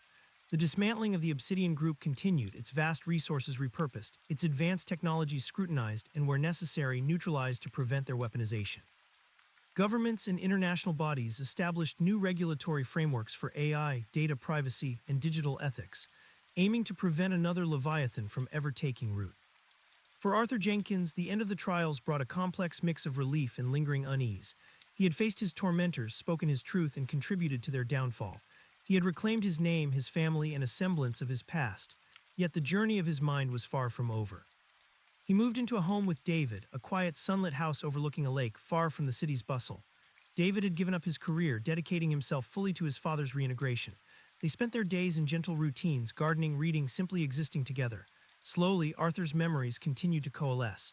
He remembered business deals with the same clarity as the quiet joy of Oakhaven's library. He spoke of his wife, Martha, with both aching sorrow and profound love, the lost decade a constant, sharp pain. But the ghost in the machine, as David still called it, remained. Arthur's emotional responses were often muted, his analysis of his own trauma strangely clinical. He would discuss Vance and Finch not with anger or fear, but with an almost academic detachment, dissecting their motives and methods with the precision of a philosopher. "It's like he's watching his own emotions from a distance," David confided in me during one of my visits. "He knows he should be furious or heartbroken, but he intellectualizes it. He talks about neurological scarring and recalibrated emotional parameters. It's a protection," Dr. Sharma says, "but it's also lonely." I saw it during my conversations with Arthur. He was Arthur Jenkins, undoubtedly, but a changed Arthur Jenkins. The fiery intensity, the commanding presence that had once defined him was now tempered by a quiet reflectiveness, a profound, almost Zen-like acceptance of his past. He still possessed his sharp intellect, but it was now directed inward, analyzing the very fabric of his own consciousness. "They tried to erase me, Thorne," he said one afternoon, looking out at the shimmering lake. "They failed to erase Arthur Jenkins, but they succeeded in changing him. I am a living testament to their methods, yes, but also to their limitations. They could alter the pathways, but they could not extinguish the core." "And what is that core, Arthur?" I asked, always searching for the deeper truth. He turned to me, a faint, sad smile on his lips. "The desire for connection, Thorne, for love, for meaning. Thomas Miller in his quiet world found meaning in books and the simple rhythm of Oakhaven. Arthur Jenkins in his driven world found meaning in family and achievement. They both, in their own ways, sought connection. That, I believe, is the irreducible human element, the part that Vance and Finch, in all their arrogance, could never truly control." The world, too, was changed. The revelations of Leviathan and Nightingale had stripped away layers of digital naivety. People were warier of algorithms, more protective of their data, more critical of the information they consumed. The battle for truth had moved from the shadows to the public square, a constant, ongoing vigilance against new forms of manipulation. Miller, now a celebrated figure in international law enforcement, continued to fight that battle. He led global initiatives, lecturing on digital forensics and the psychology of influence. He had found his purpose, pushing humanity towards a future where such a grand deception could never again flourish. As for me, the private investigator, I had stumbled into a case far larger than I could have imagined. I had found the ghost, helped reclaim a man, and played a small part in unmasking a global conspiracy. The world was a more dangerous, more complicated place than I had once believed, but also one where persistence, truth, and human connection could still prevail. I still took cases, but my perspective had shifted. I looked for the unseen, the subtle threads of influence, the silent whispers in the digital ether. My first case, Arthur Jenkins, had taught me that the most profound mysteries were often hidden not in plain sight, but within the very minds of those we sought to understand. The fight for human nature was indeed just beginning, but humanity, now awake, was ready to fight back. Arthur Jenkins's recovery was a continuous, evolving process, a testament to the enduring scars but also the incredible resilience of the human mind. He never fully regained the fierce, untempered emotionality of his past self, but he found a new kind of peace, a wisdom born of profound suffering. He was a living paradox, a man who had been erased and then rebuilt, carrying the echoes of two lives, a quiet sentinel against the architects of shadow. His life, a profound and lasting testament, ensured that the lessons of Leviathan and Nightingale would never be forgotten. The true secret of Arthur Jenkins, it turned out, was not just what Vance and Finch had done to him, but what they ultimately failed to do: extinguish the unyielding spirit of a single human being.